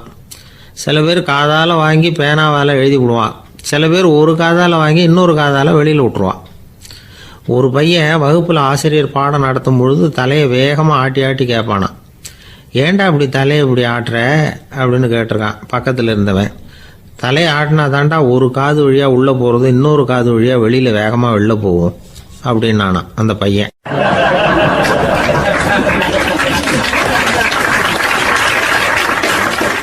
எனக்கு வாழ்க்கையே வெறுத்து போச்சு சார் அப்படின்னு சொல்லிட்டு ஒருத்தர் வந்தார். கொஞ்ச நேரம் பேசினதுக்கப்புறம் அவர் அப்படி சொல்லியிருந்தா அதில் ஒரு அர்த்தம் இருந்திருக்கும். வர்றதுக்கு முன்னாடியே வாழ்க்கை வெறுத்து போச்சுன்னு சொல்லிட்டு வர்றார். என்ன சார் விஷயம்னு விசாரித்தோம். எங்கள் வீட்டில் தினம் 3 வேளையும் ஒரே மாதிரி சாப்பாடு சார், வித்தியாசமே கிடையாது. இப்படியே 3 மாதமாக சாப்பிட்டுக்கிட்டு இருக்கிறேன். அதை விட பட்டினி கிடந்து செத்துடலாம்னு தோணுது அப்படின்னார். ஒரு பெரியவர் சொன்ன தத்துவத்தை சொல்கிறதுக்கு ஆள் கிடைக்காம தவிச்சுக்கிட்டு இருந்தோம். இப்போ ஒருத்தர் கிடைச்சிட்டார். விட்டுலாமா? உடனே அவரை உட்கார வச்சு சொல்ல ஆரம்பிச்சிட்டோம். அதாவது நாம் அனுபவிக்கிற உணர்வுகளில் களிப்பு, மகிழ்வு, ஆனந்தம் இது 3க்கும் ஒன்றுக்கு ஒன்று வித்தியாசம் உண்டு. மேம்போக்காக பார்க்குறதுக்கு இது 3 ஒன்று மாதிரி தோணும். ஆனால் அது அப்படி இல்லை. களிப்புங்கிறது உடம்பை பொறுத்தது, மகிழ்வுங்கிறது மனசை பொறுத்தது, ஆனந்தம்ங்கிறது ஆன்மாவை பொறுத்தது. இப்படி இந்த 3 வகையான அந்த சுவைப்புகளின் தன்மையும் வேற வேற. இப்போ முதல்ல களிப்புங்கிறத எடுத்துக்குவோம். நம்ம புலன்களுக்கு களிப்பை தரக்கூடிய பொருள்களுக்கு சில விசேஷ குணம் உண்டு. அது எப்படின்னா, சீக்கிரமே சலிப்பை உண்டு பண்ணும். ஒருத்தர் அந்த பொருளை எடுத்துக்கிட்டால் அது இன்னொருத்தருக்கு குறைஞ்சிரும். உணவு, உடை இதெல்லாம் களிப்பை தரக்கூடிய பொருள்கள். இப்போ உதாரணத்துக்கு ஒரு சாப்பாட்டு மேசையில் ஒரு பாத்திரத்தில் 10 இட்லி இருக்குது. அதில் ஒரு 2 இட்லியை நம்ம தட்டில் எடுத்து வச்சு சாப்பிட்றோம். நாம் சாப்பிட்ட அந்த இட்லி நிச்சயமாக எதிரில் உட்காந்துருக்கிறவருக்கு இல்லை, அவருக்கு உபயோகப்படாது. நாம் சாப்பிட்ட அதே இட்லியை அவரும் சாப்பிட முடியாது, அவர் வேற தான் எடுத்து வச்சுக்கணும். அது மாதிரி நாம் ஒரு சட்டையை எடுத்து போட்டுக்கிறோம். அதே சட்டையை அதே நேரத்தில் இன்னொருத்தர் போட்டுக்க முடியாது. புலன்களுக்கு களிப்பை தரக்கூடிய இது மாதிரி பொருள்கள்லாம் முதல் தடவை நமக்கு கொடுக்குற களிப்பை 2வது தடவையும் கொடுக்காது. 3வது தடவை இன்னும் குறையும். கடைசியில் வெறுப்பாகவும் மாறிடும். ஒவ்வொன்றா இட்லியை தொடர்ந்து சாப்பிட்றோம்னு வச்சுக்கோங்க, முதல் இட்லி தரக்கூடிய சுவையை 30வது இட்லி தராது. முதல் தடவை புது சட்டையை போட்டுக்கிறப்ப நமக்கு இருக்கிற களிப்பு அதே சட்டையை 100வது தடவையாக போட்டுக்கிறோம்னு வைங்க, அப்போ இருக்குமா? இருக்காது. இதுதான் களிப்பு. அதாவது சீக்கிரமே சலிப்பை தரக்கூடியது. ஒருத்தர் எடுத்துக்கிட்டால் இன்னொருத்தருக்கு குறைஞ்சி போகக்கூடியது. ஆனால் மகிழ்ச்சிங்கிறது அப்படி இல்லை. ஒருத்தர் அனுபவிக்கிறதுனால இன்னொருத்தருக்கு குறைஞ்சி போகாது. இப்போ காலையில் சூரியன் உதயம் ஆகிறத பார்த்து சந்தோஷப்படுறோம், அதையே இன்னொருத்தரும் பார்த்து சந்தோஷப்படலாம். ஒரு நல்ல சங்கீதத்தை கேட்குறோம், ஒரு அழகான ஓவியத்தை ரசிக்கிறோம், நீங்கள் ரசிக்கிற அதே நேரத்தில் இன்னொருத்தரும் அதை ரசிக்கலாம். அதனால் அது குறைஞ்சி போகிறதில்ல. இது மகிழ்வு. ஆனால் ஒன்று, ஒரே பாடலை திரும்ப திரும்ப கேட்டுக்கிட்டு இருந்தால் கடைசியில் அலுப்பு தட்டும். அதாவது மகிழ்வுங்கிறது எப்படின்னா, மற்றவங்களோட பகிர்ந்து கொள்றதுனால குறையாது. ஆனால் ஒரே பொருள் மீண்டும் மீண்டும் அனுபவிப்பை தர்றப்போ முதல்ல மகிழ்வு அதிகரித்து அதுக்கப்புறம் அது மங்கி மறைஞ்சு போயிடும். இதுதான் அந்த மகிழ்வுங்கிறதுக்கு இலக்கணம்.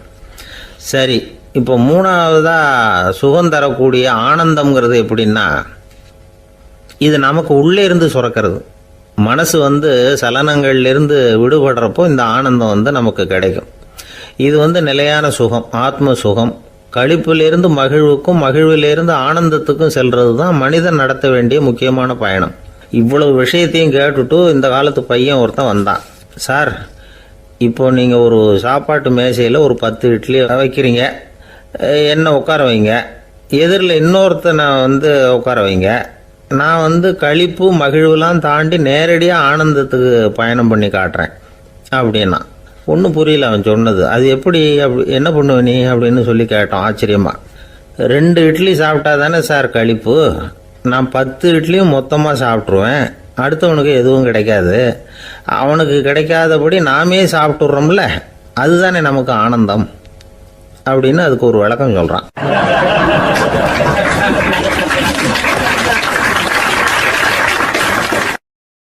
இந்த உலகத்தில் மனுஷன் எவ்வளவோ தவறுகள் செய்கிறான்.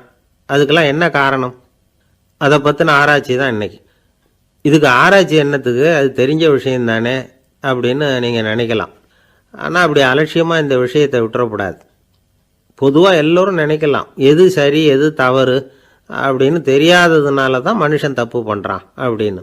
ஆனால் அப்படி சொல்லிட முடியாது. மனுஷன் தெரிஞ்சே தான் தவறுகள் பண்ணுறான். இப்போ உதாரணத்துக்கு, ஒரு சாலையில் இடது பக்கம் போக வேண்டிய ஒருத்தர் நடுக்கோட்டை தாண்டி வலது பக்கமாக வண்டியை ஓட்டிகிட்டு போகிறாருன்னு வச்சுக்கோங்க. என்னப்பா இது தப்பு இல்லையா அப்படின்னு அவர்கிட்ட கேட்டால், அதெல்லாம் எனக்கு தெரியும், நீ உன் வேலையை பார்த்துட்டு போ அப்படிம்பார்.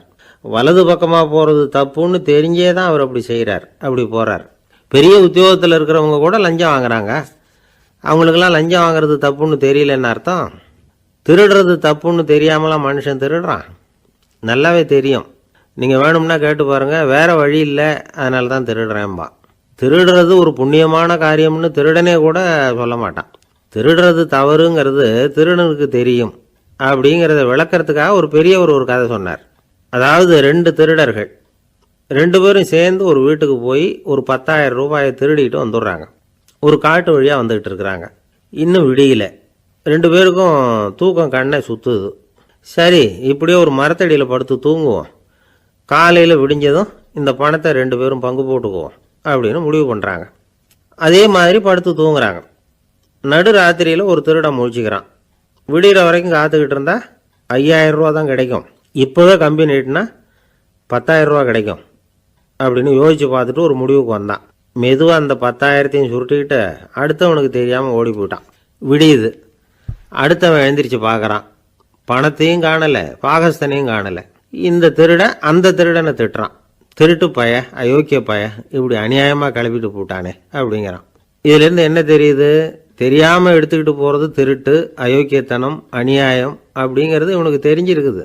அதனால தான் அடுத்தவனை பார்த்து இப்படி திட்டுறான். அதனால் தெரியாததுனால மனுஷன் தவறு பண்ணுறான்னு சொல்கிறது சரியில்லை. அப்படின்னா மனுஷன் பண்ணுற தவறுகளுக்கு உண்மையான காரணம் தான் என்ன? இதே சந்தேகம் அர்ஜுனனுக்கும் வந்துதான். அதனால தான் அவன் பகவானை பார்த்து கேட்குறான், மனுஷன் தன் விருப்பத்துக்கு விரோதமாக ஏதோ ஒரு சக்தியினால பலாத்காரமாக இழுக்கப்பட்டது மாதிரி பாவம் பண்ணுறானே, அந்த சக்தி என்ன அப்படின்னு கேட்குறான்.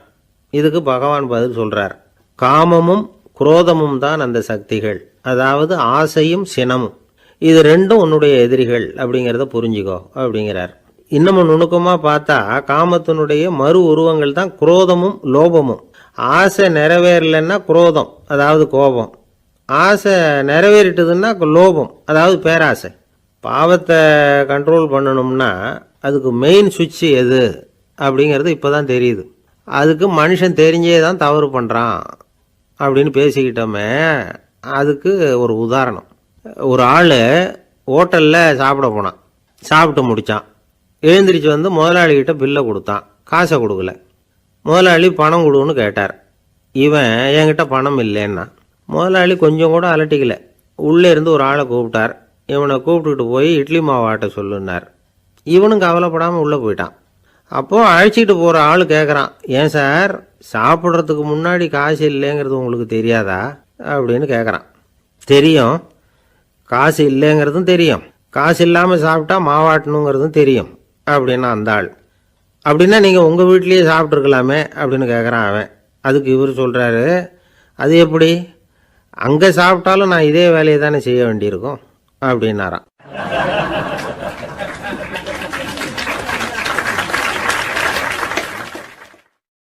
துஷ்டரை கண்டால் தூர விலகு, இப்படி ஒரு பழமொழி உண்டு.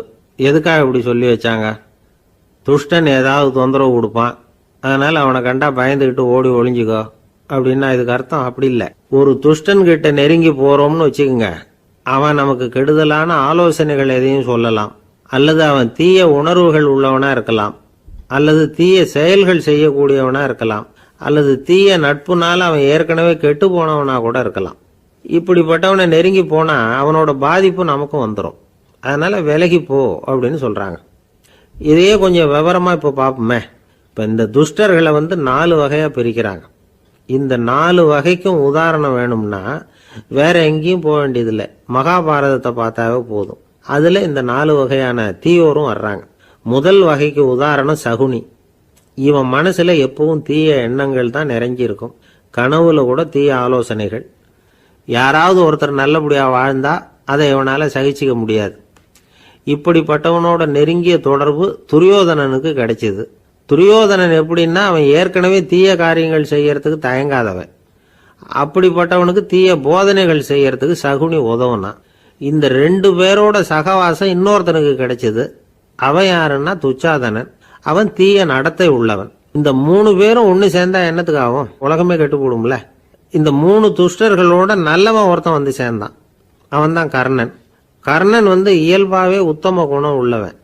அவன் நல்லவங்களோட சேராம இப்படிப்பட்ட கெட்டவங்க கிட்ட நட்பு வச்சுக்கிட்டான். அதனால அவனும் தீய செயல்களில் ஈடுபடுறது மாதிரி ஆயிடுது. துரியோதனனுடைய நண்பனா அவனுடைய ஆதரவுல வளர்ந்ததுனால அவனுக்கு துணையா இருக்க வேண்டி இருக்குது அப்படின்னா. நட்பு உரிமையினால உதவி புரிய வேண்டியது சரிதான், அது தப்புன்னு சொல்ல முடியாது. இருந்தாலும் தீய செயல்களுக்கு உதவி செய்யறது சரியில்லை.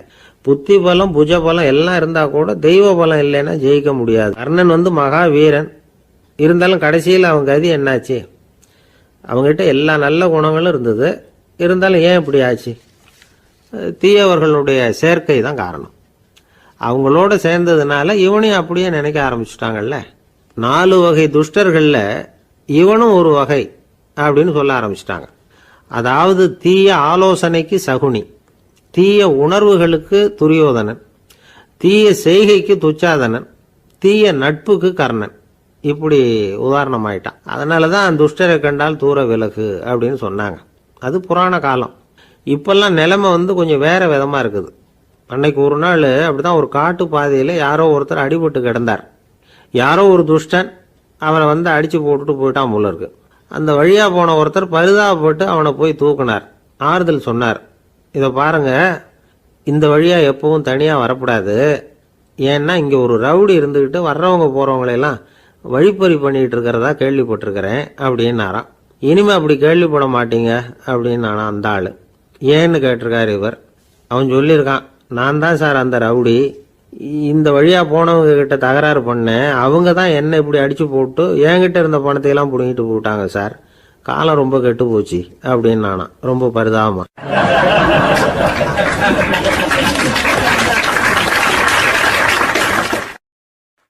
ஒரு ஊர்ல ஒரு பெரிய செல்வந்தர் இருந்தார். பணத்துக்கு பஞ்சம் இல்லை. அதனால இந்த உலகத்துல முடியாத காரியம் எதுவும் இல்லைன்னு நினைச்சார். பணம் இருந்தாலே அந்த நினைப்பு தானா வந்துடும். அதனால இவரும் அப்படி நினைச்சதுல ஒன்றும் தப்பு இல்லை. அந்த ஊருக்கு குருநானக் ஒரு தடவை வந்தார். அவருக்கு இந்த செல்வந்தர் ரொம்ப பிரமாதமாக ஒரு வரவேற்பு கொடுத்தார். ஊர் எல்லையிலேயே எங்கள் வீட்டுக்கு வந்து விருந்து சாப்பிட்டுட்டு போகணும்னு கேட்டுக்கிட்டார். அவரும் சரின்னு ஒத்துக்கிட்டார். உடனே தன்னுடைய பங்களாவில் ஒரு பெரிய விருந்துக்கு ஏற்பாடு பண்ணார். குருநானக்கை அழைச்சிட்டு வீட்டுக்கு போனார். உட்கார வச்சார். ஐயா, நான் இந்த ஊர்லேயே ரொம்ப பெரிய வசதி உள்ளவன். என்னால் எல்லாம் முடியும். உங்களுக்காக நான் என்ன செய்யணும்னு சொல்லுங்கள். எதுவாக இருந்தாலும் பரவாயில்ல, எவ்வளவு செலவானாலும் பரவாயில்ல, என்னால் செய்ய முடியும். என்ன செய்யணும்னு சொல்லுங்கள், அது போதும், நான் செய்கிறேன் அப்படின்னு நான் ரொம்ப பணிவான். இதை கேட்டதும் குருநானக் சிந்திச்சார் கொஞ்ச நேரம். அதுக்கப்புறம் தன்னோட சட்டை பைக்குள்ளே கையை விட்டு ஒரு பழைய ஊசி ஒன்று எடுத்தார். அந்த செல்வந்தர்கிட்ட கொடுத்தார். இதை பாருங்கள், இவ்வளவு தூரம் நீங்கள் கேட்கறதுனால சொல்கிறேன். எனக்கு நீங்கள் செய்ய வேண்டிய உதவி இதுதான்னார். ஊசியை கையில் வாங்கிக்கிட்டு இதை என்ன செய்யணும்னு சொல்லுங்க அப்படின்னார் அவர். நீங்கள் செய்ய வேண்டியது என்னென்னா, இந்த ஊசியை பத்திரமா வச்சிருக்கணும். நாம் 2 பேரும் இறந்து போனதுக்கு பின்னாடி இன்னொரு உலகத்தில் நாம் சந்திக்கக்கூடிய வாய்ப்பு இருக்குது. அப்போ இந்த ஊசியை என்கிட்ட கொண்டாந்து கொடுக்கணும். இதுதான் நீங்கள் எனக்காக செய்ய வேண்டிய உதவி அப்படின்னார் குருநானக் லேசாக சிரிச்சுக்கிட்டே. இதை கேட்ட உடனே இந்த பெரியவர் முழிக்க ஆரம்பிச்சிட்டார். அது எப்படிங்க, நான் சாகிறப்ப எப்படி இந்த ஊசியை எடுத்துக்கிட்டு இன்னொரு உலகத்துக்கு வர முடியும்னார். ஊசி மாதிரி ஒரு சின்ன பொருளை கூட இந்த உலகத்தை விட்டு நாம் போகிறப்ப எடுத்துகிட்டு போக முடியாதுங்கிறப்போ உங்களோட செல்வத்தையெல்லாம் எப்படி அங்கே எடுத்துகிட்டு வர போகிறீங்க அப்படின்னு கேட்டார் குருநானக். அதுக்கப்புறம் தான் அந்த பெரியவர் யோசிக்க ஆரம்பித்தாராம். குருநானக் சொல்கிறார், இதை பாருங்கள், நாம் செய்கிற நல்லது கெட்டது தான் கடைசி வரைக்கும் நம்ம கூட இருக்கும். அடுத்தவங்க நல்லா இருக்கணுங்கிறதுக்காக பொருளை செலவு செய்யணும். அப்படி செய்யலைன்னா எந்த பிரயோஜனமும் இல்லை அப்படின்னார். அதுக்கப்புறம் தான் அந்த செல்வந்தரின் அறிவு கண் திறந்து தான். உடனே குருநானக்கை வணங்கினார். ஐயா, என்கிட்ட இருந்த ஆணவம் போயிட்டுது. இனிமேல் என்கிட்ட இருக்கிற செல்வத்தை நல்ல வழியில் செலவழிப்பேன் அப்படின்னாராம். நம்மக்கிட்ட இருக்கிற பணம் எப்பவும் நம்ம கூடவே வந்துக்கிட்டு இருக்காதுங்கிறதுக்கு இது ஒரு உதாரணம். அதுக்காக நாம் பணம் சேர்க்கறத பற்றி கவலைப்பட வேண்டியதில்லை, பேசாமல் படுத்து தூங்கிக்கிட்டு இருந்தால் போதும் அப்படின்னு இதுக்கு அர்த்தம் பண்ணிக்கப்படாது. முறையான வழியில் பணம் சேர்க்கணும், அதை முறையான வழியில் செலவு பண்ணணும். அதனால் ஏற்படக்கூடிய மன நிறைவு இருக்குது பாருங்கள், அது அனுபவித்தவங்களுக்கு தான் தெரியும். சொர்க்கத்துக்கு போகிறவங்க இங்கேருந்து பணத்தை எடுத்துகிட்டு போக முடியாது. ஆனால் நம்ம செல்வத்தை இங்கே மற்றவங்களுக்கு பயன்பட செய்து அதனால் ஏற்படுற புண்ணியம் இருக்குது பாருங்கள், அதை எடுத்துகிட்டு போக முடியுமா. இதுதான் ஆன்மீகவாதிகள்லாம் சொல்கிற கருத்து. ஜான் நியூட்டன் ஒருத்தர், அவர் சொன்னார், நான் எப்போவாவது சொர்க்கத்துக்கு போய் சேர்ந்தேன்னா அங்கே 3 அதிசயங்களை பார்ப்பேன்னார். என்னன்னு கேட்டாங்க. நான் யார் யார் இருக்க மாட்டாங்கன்னு நினச்சிக்கிட்டு இருந்தானோ அவங்களில் சில பேர் அங்கே இருப்பாங்க, அது ஒரு பெரிய அதிசயம்னார். சரி, அடுத்தது என்ன? 2வது அதிசயம் என்னன்னா, அங்கே இருப்பாங்கன்னு நான் எதிர்பார்த்த சில பேர் அங்கே இருக்க மாட்டாங்க அப்படின்னார். சரி, 3வது பெரிய ஆச்சரியம் என்ன அப்படின்னா, நான் அங்கே இருக்க பாருங்க, அதுதான் அந்த 3வது அதிசயம் அப்படின்னாராம்.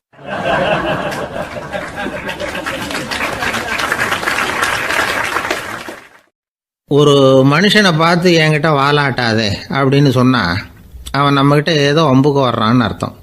ஒரு நாயை பார்த்து யாரும் என்கிட்ட வாலாட்டாதே அப்படின்னு சொல்கிறது இல்லை. ஏன்னா நாய் வாலாட்டுனா அது நம்மக்கிட்ட தன்னுடைய நன்றியை தெரிவிக்கிறதாக நினச்சிக்கிட்டு இருக்கிறோம். ஆனால் அது அப்படி இல்லை அப்படின்னு சொல்கிறாங்க அது சம்பந்தமான நிபுணர்கள். ஒரு நாய் தன்னுடைய வாலை இந்த பக்கமும் அந்த பக்கமுமா இப்படியும் அப்படியும் ஆட்டிக்கிட்டு இருந்தா அது பதட்டத்தில் கூட இருக்கலாம். நாய் நட்பாக இருந்தாலும் வாலாட்டும், ஆத்திரத்தில் இருந்தாலும் வாலாட்டும், கோபத்தில் இருந்தாலும் வாலாட்டும், குழப்பத்தில் இருந்தாலும் வாலாட்டும், மகிழ்ச்சியாக இருந்தால் கூட அது வாலாட்டும். அதை நாம் தப்பாக புரிஞ்சுக்கிட்டு அதுக்கிட்ட போய் மாட்டிக்கக்கூடாது. நாயை பற்றி எனக்கு நல்லா தெரியும் அப்படின்னு சொல்கிறவங்க கூட அதுக்கிட்ட கடி வாங்கிட்டு நிற்கிறது உண்டு. நிபுணர்கள் என்ன சொல்கிறாங்க தெரியுமா? எப்போவுமே நாய்கள் திடீர்னு கடிச்சு விடுறதில்ல, கடிக்கிறதுக்கு முன்னாடி சில அறிகுறிகளை காட்டும்.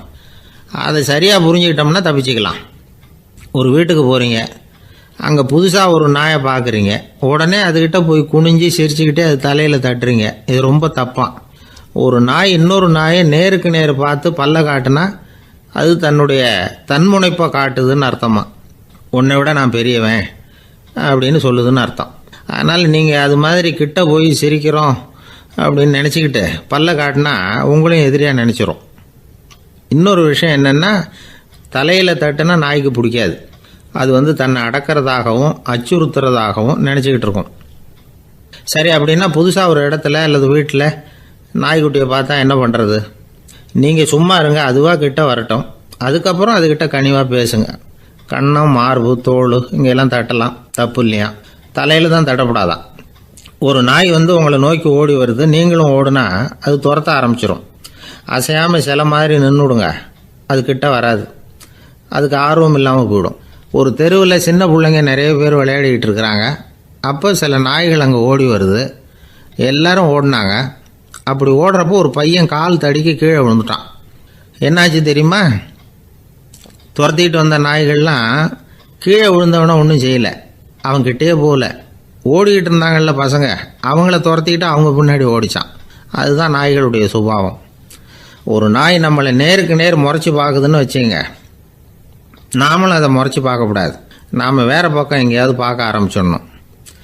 ஒரு நாய் கோபமாக இருந்ததுன்னா அதோட வால் உறுதியாக நேராக நிற்கும். ஒரு நாய் பணிந்து போனால் அல்லது பயந்து போனால் அது தன்னோட வாலை காலுக்கு நடுவில் வச்சுக்கும்.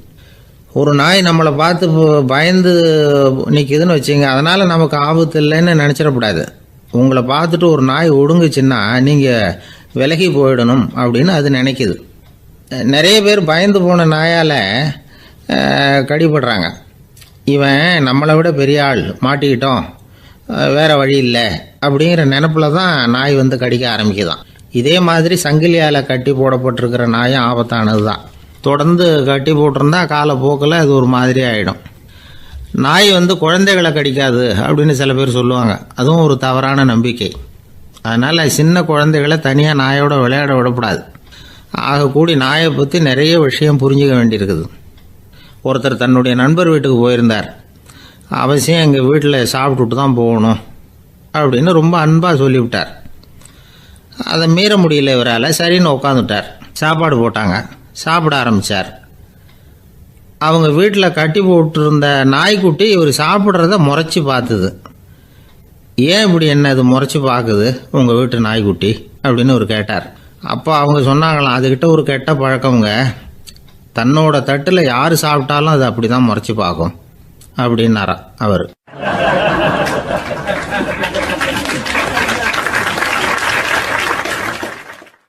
இன்பம் துன்பம் இது ரெண்டும் சேர்ந்தது தான் வாழ்க்கை.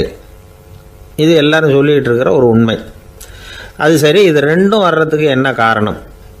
துறவி ஒருத்தர் யோசித்து பார்த்துருக்கார். இன்ப துன்பம் தோன்றுவதற்கு முக்கியமாக 6 காரணங்கள் உண்டு அப்படிங்கிறார் அவர். அது என்னங்கிறத நாமளும் தெரிஞ்சு வச்சுக்குவோமே. இப்போ முதல் காரணம் சுயநலம். ஒரு தாயார் தன்னுடைய சுயநலம் கருதி தன்னுடைய மகன் இன்பமாக இருக்கணும்னு ஆசைப்படுறாங்க. மகனும் அப்படியே ஆசைப்படுறான். அதனால் தாயாரின் இன்ப துன்பங்களை பார்த்துட்டு மகனும் இன்ப துன்பம் அடையிறான். அந்த அம்மாவுக்கும் அதே நிலைமை தான். 2வது காரணம் உறவு. நான் துறவியான பிறகு கூட உறவுங்கிற காரணத்தினால தான் தாயாருடைய சுக துக்கங்களை கண்டு நானும் சுக துக்கம் அடைகிறேன். என் தாயாருடைய நிலைமையும் இதுதான் அப்படிங்கிறார் ஒரு துறவி. 3வது காரணம் என்னென்னா அறிமுகம். எனக்கு அறிமுகமான ஒருத்தரை ரயில் நிலையத்தில் சந்திக்கிறேன். அவர் தன்னுடைய பணப்பையை எங்கேயோ தொலைச்சி விட்டு வருத்தப்பட்டுக்கிட்டு இருக்கிறார். நானும் வருத்தப்படுறேன். அந்த சமயத்தில் யாரோ ஒருத்தர் இதுதானே அவங்க பணப்பை அப்படின்னு சொல்லி கொண்டாந்து நீட்டுறார். பணப்பையை தொலைச்சவர் சந்தோஷப்படுறார், நானும் சந்தோஷப்படுறேன். இது அந்த துறவி சொல்கிற அனுபவம். 4வது காரணம் என்னென்னா கருணை. எனக்கு முன்னே பின்னே தெரியாத ஒருத்தனை யாரோ ஒருத்தன் அடித்து காயப்படுத்தி போடுறான். கருணை காரணமாக நான் அதுக்காக துக்கப்படுறேன். 5வது காரணம் எதையும் நம்புறது. ஒரு பசுமாட்டை ஒரு முரணை அடிச்சுக்கிட்டு இருக்கிறான் அப்படின்னு ஒருத்தர் நம்மகிட்ட சொல்கிறாருன்னு வைங்க, உடனே நான் துக்கப்படுறேன். இன்னொருத்தர் அந்த முரணனை போலீஸ்காரங்க பிடிச்சிட்டு போயிட்டாங்கன்னு சொல்கிறாரு, நான் உடனே சந்தோஷப்படுறேன். 3வதாக ஒருத்தர் முதல் 2 பேரும் சொன்னது பொய்யுங்கிறார். அப்போ நான் இன்ப துன்பம் ரெண்டுமே இல்லாமல் நிம்மதியாக இருக்கிறேன். இது ஒரு விதம். அடுத்தது 6வது காரணம் என்னென்னா தன்மயமாகுதல். ஒரு நாவல் படிச்சுக்கிட்டு இருக்கிறோம், அதில் வர்ற பாத்திரங்களோடு நாம் ஒன்றி போயிடுறோம். அதில் வர்ற பாத்திரங்கள் சிரிச்சுதுன்னா நாமளும் சிரிக்கிறோம், அது அழுதுன்னா நாமளும் அழறோம். அதெல்லாம் அந்த துறவி சொல்கிற அனுபவ உண்மைகள். இன்ப துன்பம் இது ரெண்டும் தோன்றுவதற்கு சுயநலம், உறவு, அறிமுகம், கருணை, எதையும் நம்புறது, தன்மயமாகிறது, இது எல்லாம் தான் முக்கிய காரணம் அப்படின்னு அவர் சொல்கிறார். ஆகக்கூடி ஒட்டு மொத்தமாக யோசனை பண்ணி பார்த்தா பிற பொருள்கள் மீது பற்றுதல் காரணமாக தான் நாம் இன்ப துன்பம் அடையிறோம் அப்படிங்கிறத புரிஞ்சிக்க முடியுது. மனுஷன் இன்ப துன்பம் அடையிறதுக்கு 7வது காரணம் கூட ஒன்று உண்டு அப்படின்னு சொல்லிகிட்டே வந்தார் ஒருத்தர். அது என்ன அப்படின்னு கேட்டோம். அதுதான் சார் இந்த நீங்கள் சொல்லிட்டு வர்ற இன்று ஒரு தகவல்னார். எப்படி சொல்கிறீங்கன்னு கேட்டோம். இன்று ஒரு தகவல் கேட்க ஆரம்பிக்கிறப்போ மனசில் இன்பம், ஆரம்பித்த உடனே இது ஏற்கனவே கேட்ட சமாச்சாரமாச்சே அப்படின்னு நினைக்கிறப்போ துன்பம் அப்படின்னு அதுக்கு ஒரு விளக்கம் கொடுத்தார் அவர்.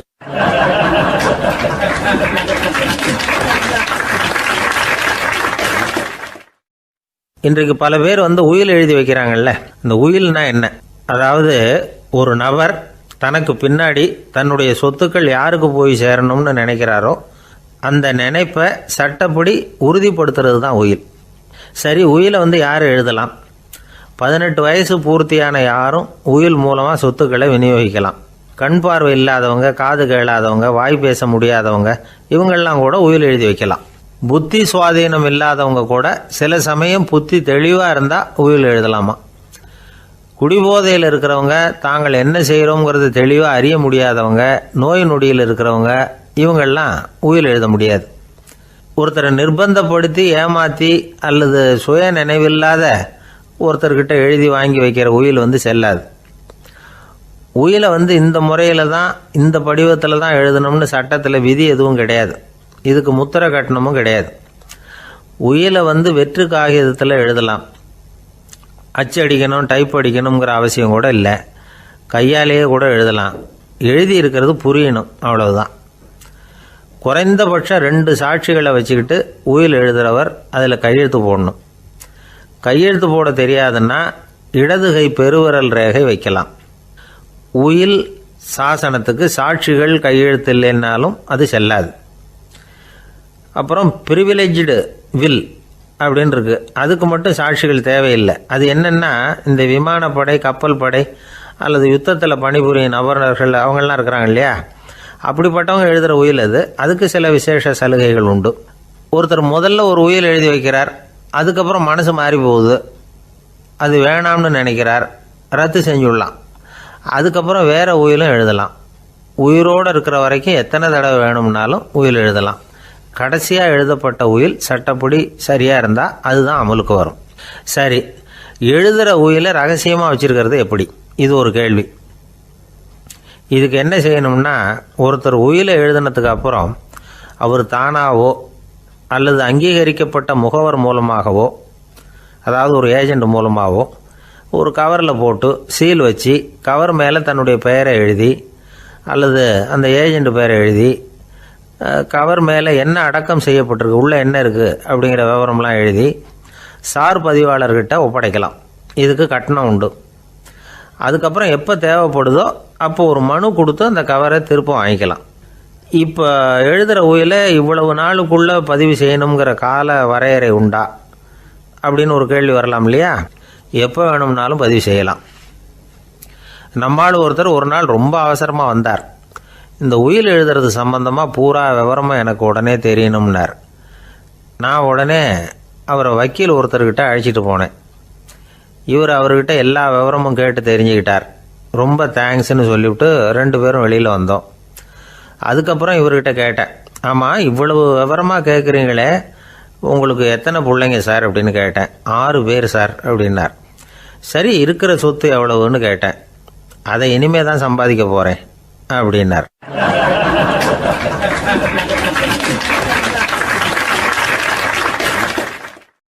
வயிறு பசிக்குதேங்கிறது சிலரோட கவலை, வயிறு பசிக்க மாட்டேங்குதே அப்படிங்கிறது சில பேரோட கவலை. 2 விதமான கவலைக்கும் வயிறு தான் காரணமாக இருக்குது. வயிறு பசிச்சதுன்னா அது இயற்கை, வயிறு பசிக்கலைன்னா அது வியாதி. ஆனால் பசியையும் நாம் பசிப்பிணி அப்படின்னு தான் சொல்லுவோம். என்ன காரணம்? வியாதியை போக்க வேண்டியது எவ்வளவு முக்கியமோ அதை விட முக்கியம் பசியை போக்க வேண்டியது. ஒரு சமுதாயத்தில் பசிப்பிணியே இருக்கக்கூடாது, அதுதான் நல்ல சமுதாயம். பசியை போக்கணும்னா சாப்பாடு போடணும், பசியின்மையை போக்கணும்னா வைத்தியம்தான் பண்ணணும். இது சம்பந்தமாக எவ்வளவோ ஆராய்ச்சிகள் நடக்குது, நிறைய மருந்து கண்டுபிடிச்சிருக்கிறாங்க. நம்ம உடம்பில் பசியை தூண்டக்கூடிய பகுதி எது, இதை முதல்ல தெரிஞ்சுக்கணும் இல்லையா? நாம் சாப்பிட்ற ஆகாரம் செரிக்கிறதுக்கு எது காரணம் தெரியுமா? நம்ம மூளையோட பின்பகுதி தான் அதுக்கு காரணமாக இருக்குதான். மூளையின் பின்பகுதியில் நரம்பு செல்களால் ஆன 2 வகையான ஆரக்சின்கள் தான் பசியை உண்டாகுது அப்படின்னு கண்டுபிடிச்சிருக்கிறாங்க. 2 ஆய்வாளர்கள் இதை கண்டுபிடிச்சிருக்காங்க. அவங்க 2 பேரும் டெக்சாஸ் பல்கலைக்கழகத்தில் ஹார்வர்டு ஹக்ஸ் மருத்துவ கல்வி நிலையத்தில் பணிபுரிகிறவங்களாம். உண்பது தேவைங்கிறது உணரப்படும் போது மூளையின் அந்த குறிப்பிட்ட பகுதி ஆரக்சின் அப்படிங்கிற ஹார்மோன்களை சுரக்கும். அது பசி உணர்வை தூண்டும் அப்படிங்கிறது தான் அந்த ஆய்வாளர்களின் கண்டுபிடிப்பு. இந்த ஆரக்சின் வேறு சில உயிரினங்கள்லேயும் உண்டு. இப்போ எலிகளில் கூட இது இருக்குது. அதனால் எலிகளை வச்சு இது சம்மந்தமாக ஆராய்ச்சி பண்ணாங்க. எலிகள் உடம்பில் ஆரக்சினை செலுத்தி பார்த்தாங்க. உடனே என்னாச்சு தெரியுமா? அந்த எலியெல்லாம் பசியால் துடிக்க ஆரம்பிச்சுட்டுது.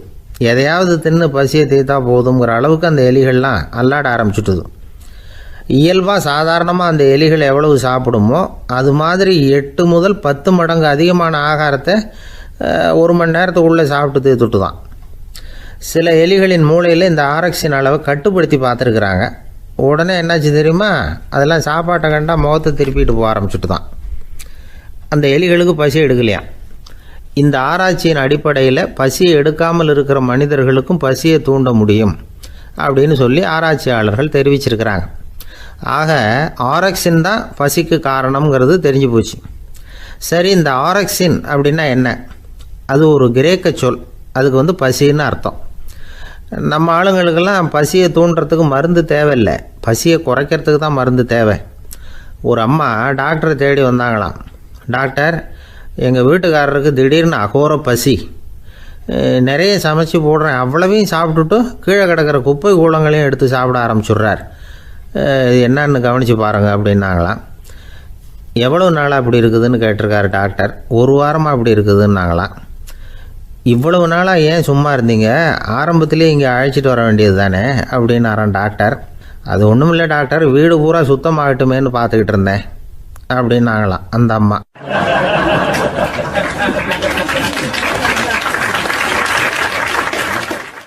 ஒரு ஊரில் ஒரு மன்னர் இருந்தார்.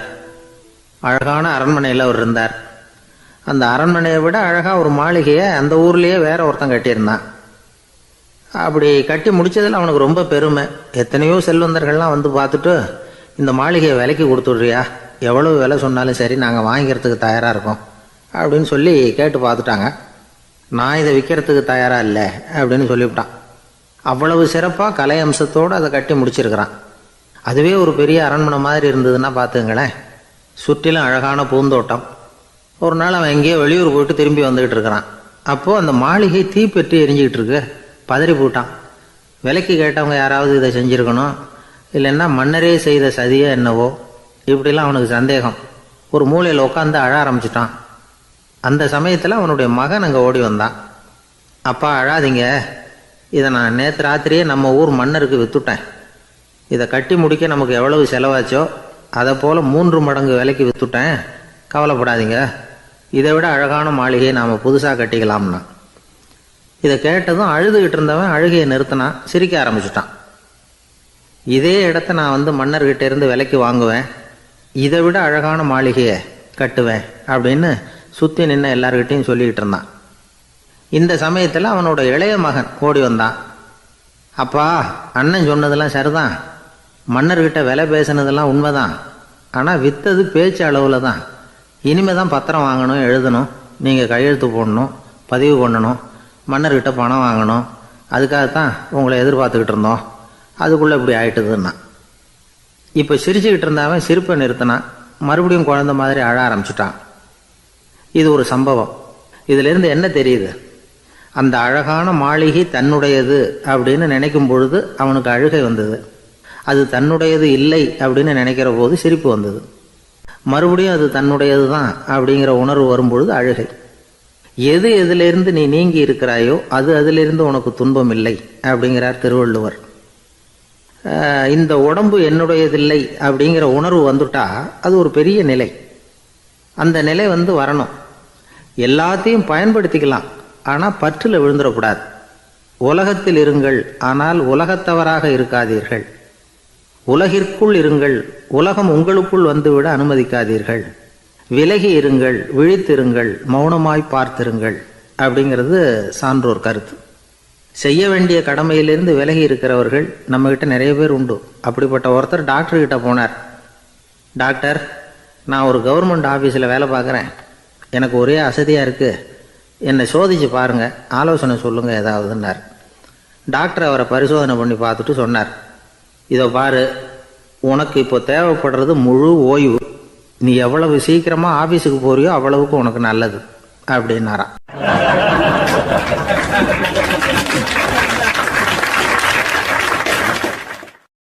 ஒரு மாணவனை பார்த்தேன். என்ன தம்பி படிப்பெல்லாம் எப்படி இருக்குது அப்படின்னு விசாரித்தேன். அவன் ரொம்ப அழுத்துக்கிட்டான். நான் நல்லா தான் சார் படிக்கிறேன், இருந்தாலும் புத்தியில் சரியாக ஏற மாட்டேங்குது சார் அப்படின்னா. சரி, இவனும் நம்ம ரகம்தான் அப்படின்னு சொல்லி முடிவு பண்ணிக்கிட்டோம். கல்வி கற்கக்கூடிய ஒரு மாணவன் சம்பந்தப்படுற புத்திகள் பல வகை. அதை பற்றி ஒரு பெரியவர் விளக்கி இருக்கிறார். மிருத்து புத்தின்னு ஒன்று இருக்குதான். மிருத்துன்னா மண்ணால் செவுறு கட்டுறோம்ல, மண் சுவரில் ஆணி அடிக்கிறதும் சுலபம், அதை பிடுங்கி எடுக்கிறதும் சுலபம். அது மாதிரி சில பேர் குரு சொல்லி கொடுக்குறத சுலபமாக கேட்டு தெரிஞ்சு வச்சுக்குவாங்க, கொஞ்ச நேரத்தில் சுலபமாக மறந்தும் போயிடுவாங்க. இது மிருத்து புத்தின்னு பேர், மண் புத்தி. தாரு புத்தின்னு ஒன்று உண்டான். தாருன்னா மரம்.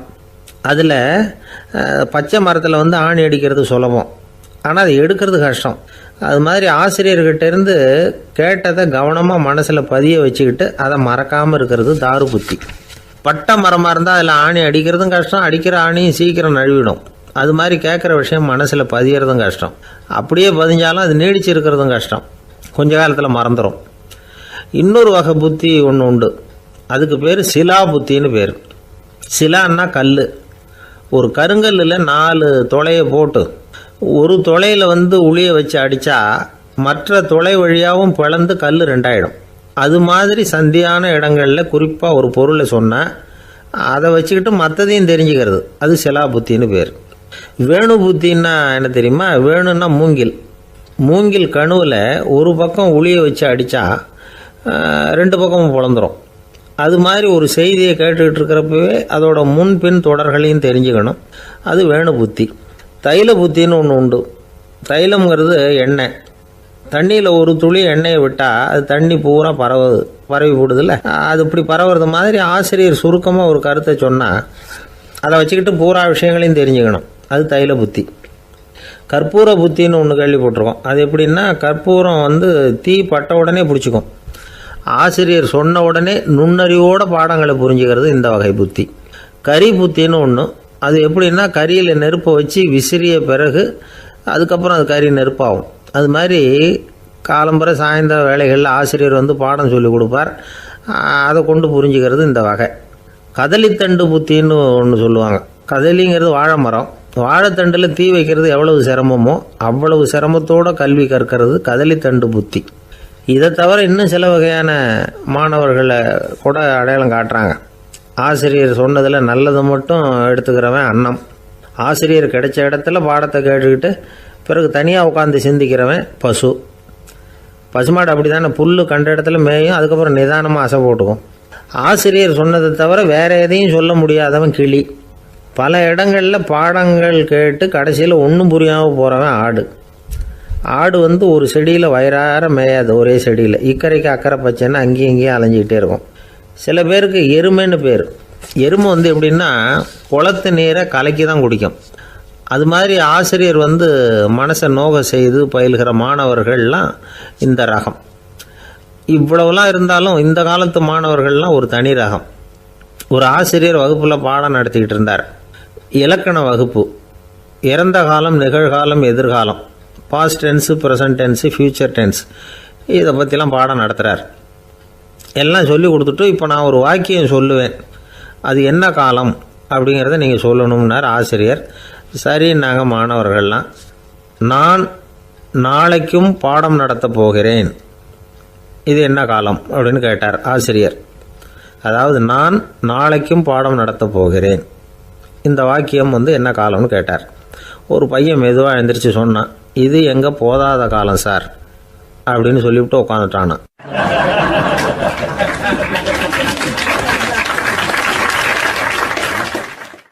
ஒரு ஊரில் ஒரு ஆள் இருந்தான். கற்பனையிலேயே காலத்தை கடத்திக்கிட்டு இருந்தான். ஒரு நாள் ஒரு மரத்தடியில் உட்காந்துருந்தான். அவனுக்கு பசிக்கிற மாதிரி தெரிஞ்சுது. உடனே கற்பனையிலேயே சாப்பிட ஆரம்பிச்சிட்டான். அதாவது எதிரில் இலை போட்டு சாப்பாடு போடப்பட்டிருக்கிறதாகவும் அதை இவன் சாப்பிட்றதாகவும் நினச்சிக்கிட்டு கையை மட்டும் வாய்க்கும் தரைக்குமா அப்படியும் இப்படியும் கொண்டுகிட்டு போய் பாவனை பண்ணிகிட்டே இருக்கிறான். தூரத்தில் இருந்து பார்க்குறவங்களுக்கு இவன் ஏதோ பலமான விருந்து சாப்பிட்டுக்கிட்டு இருக்கிறான் அப்படின்னு தான் தோணும். அது மாதிரியே பண்ணிக்கிட்டு இருந்தான். அந்த வழியாக ஒரு சன்னியாசி வந்துக்கிட்டு இருந்தார். இவனை பார்த்தார். என்ன இவன் இப்படி பண்ணிகிட்டு இருக்கிறானே அப்படின்னு நினச்சாரு. கொஞ்ச நேரம் அவனையே உத்து பார்த்துக்கிட்டு இருந்தார். இவரை பார்த்ததும் அவன் இன்னமும் சுவாரஸ்யமாக சாப்பிட ஆரம்பிச்சுட்டான். அப்பப்பா, என்ன இது, இந்த குழம்பு இவ்வளவு காரமாக இருக்குது, என்னுடைய நாக்கே எரிஞ்சு போடும் போல இருக்கே அப்படின்னு சொல்லிக்கிட்டு பக்கத்தில் ஒரு குவளையை எடுத்து தண்ணி குடிக்கிறது மாதிரி பாவனை பண்ணுறான். அப்பாடா, இப்போ கொஞ்சம் பரவாயில்ல அப்படின்னு சொல்லிக்கிட்டு குவளையை கீழே வைக்கிறது மாதிரி ஒரு பாவனை பண்ணுறான். சன்னியாசி பார்த்தார். என்னப்பா, சாப்பாட்டில் காரம் அதிகமோ அப்படின்னார். ஆமாம் சுவாமி, ஞாபகம் மறதியில் கொஞ்சம் மிளகாய் அதிகமாக சேர்த்துக்கிட்டேன் அப்படின்னா. சரி சாப்பிடு அப்படின்னு சொல்லிட்டார். அவன் சாப்பிட்டு முடிக்கிற வரைக்கும் பொறுமையாக உட்காந்துருந்தார். அவன் அப்பாடா அப்படின்னு சொல்லிட்டு மறுபடியும் தண்ணியை எடுத்து குடித்தான். எல்லாம் கற்பனையிலேயே. அதுக்கப்புறம் சன்னியாசி பேச ஆரம்பித்தார்.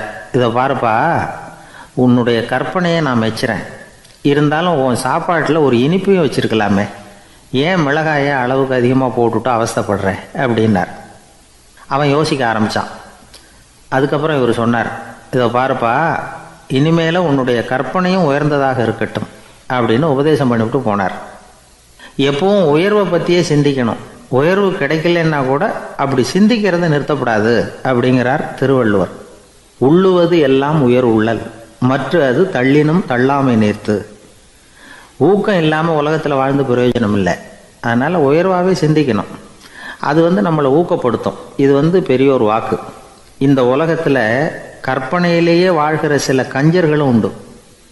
அதாவது 2 கஞ்சர்கள், 2 பேரும் பக்கத்து ஊரில் இருந்தாங்க. பொங்கல் சமயம் ஒரு கஞ்சன் தன்னுடைய மகனை கூப்பிட்டான். இதை பாருப்பா, பக்கத்து ஊரில் என்னுடைய நண்பன் ஒருத்தன் இருக்கிறான், அவனுக்கு பொங்கல் பரிசு ஏதாவது கொடுக்கணும். நான் ஒரு 4 ஆட்டுக்குட்டியை தரேன், நீ கொண்டுகிட்டு போய் கொடுத்துட்டு வந்து விடுறியா அப்படின்னு கேட்டான். சரி, நான் புள்ள ஒரு பைய கையில் எடுத்துக்கோன்னா. அவன் எடுத்துக்கிட்டான். இந்த ஆட்டுக்குட்டி பிடிச்சிக்கோ அப்படின்னு சொல்லி ஒவ்வொன்றா போடுறேன் பார் அப்படின்னு சொல்லிட்டு 1 2 3 4 அப்படின்னு எண்ணிக்கிட்டே வெறும் சைகையாலேயே ஆட்டுக்குட்டியை பிடிச்சி போடுறது மாதிரி பாவனை பண்ணிகிட்டு இருக்கிறான். அவன் பிள்ளையும் அது ரொம்ப அக்கறையாக வாங்கிக்கிறது மாதிரி வாங்கிக்கிட்டு அந்த பையை தூக்கிக்கிட்டு அடுத்த ஊருக்கு போகிறான். இவன் அங்கே போய் சேர்ந்த நேரத்தில் அந்த கஞ்சன் ஊரில் இல்லை, எங்கேயோ வெளியில் போயிருக்கிறான். அவனோட புள்ள மட்டும்தான் வீட்டில் இருந்தான். இவன் அவங்கிட்ட, இதை பாரு, எங்கள் அப்பா உங்கள் அப்பாவுக்கு ஆட்டுக்குட்டி கொடுத்து அனுப்பியிருக்கிறாரு, பிடிச்சிக்கோ அப்படின்னு சொல்லி பாவனையிலேயே ஒவ்வொன்றா எடுத்து அவங்ககிட்ட கொடுத்துட்டான். அவனும் வாங்கிட்டான் வாங்கிறது மாதிரி. அப்புறம் சொன்னான், சரிப்பா, நானும் பதிலுக்கு ஏதாவது ஒன்றுகிட்ட கொடுக்கணும் இல்லையா, அதனால் அந்த பையை பிடி, ஒரு 10 எலுமிச்சம்பழம் தரேன், பதிலுக்கு அதை நீ எடுத்துகிட்டு போ அப்படின்னு சொல்லி கையாலேயே ஒவ்வொன்றா எடுத்து போடுறது மாதிரி பாவனை பண்ணிவிட்டான். அவனும் ரொம்ப நன்றி அப்படின்னு சொல்லிவிட்டு அதை வாங்கிட்டு போயிட்டான். கொஞ்ச நேரம் கழித்து வெளியில் போயிருந்த அப்பங்காரன் திரும்பி வந்தான். உள்ள சொன்னான், அப்பா, உன்னோட நண்பர் அவருடைய மகன் மூலமாக உனக்கு 6 ஆட்டுக்குட்டி கொடுத்து அனுப்பியிருந்தார், நானும் பதிலுக்கு ஒரு 10 எலுமிச்சம்பழம் கொடுத்து அனுப்பியிருக்கிறேன் அப்படின்னா. எப்படிடா கொடுத்தேன்னு கேட்டார் அப்பா. இப்படி தான் கொடுத்தேன்னு சொல்லி சைகையிலேயே காட்டினான். இதை பார்த்ததும் அப்பங்காரனுக்கு பயங்கரமாக கோவம் வந்துட்டுது. பலார்னு அரைஞ்சுட்டான் பையனை. ஏன்ப்பா அரைஞ்ச, 10 எலுமிச்சம்பழம் கொடுத்துட்டேனே அப்படிங்கிறதுக்காகவா அப்படின்னு கேட்டான். அது கூட பரவாயில்ல, நீ காட்டுற சைகையை பார்த்தா ஆரஞ்சு பழம் சைஸுக்கு இருக்குதே, அவ்வளவு பெருசாக ஏன் கொடுத்த, அதுதான் எனக்கு கோபம் அப்படி.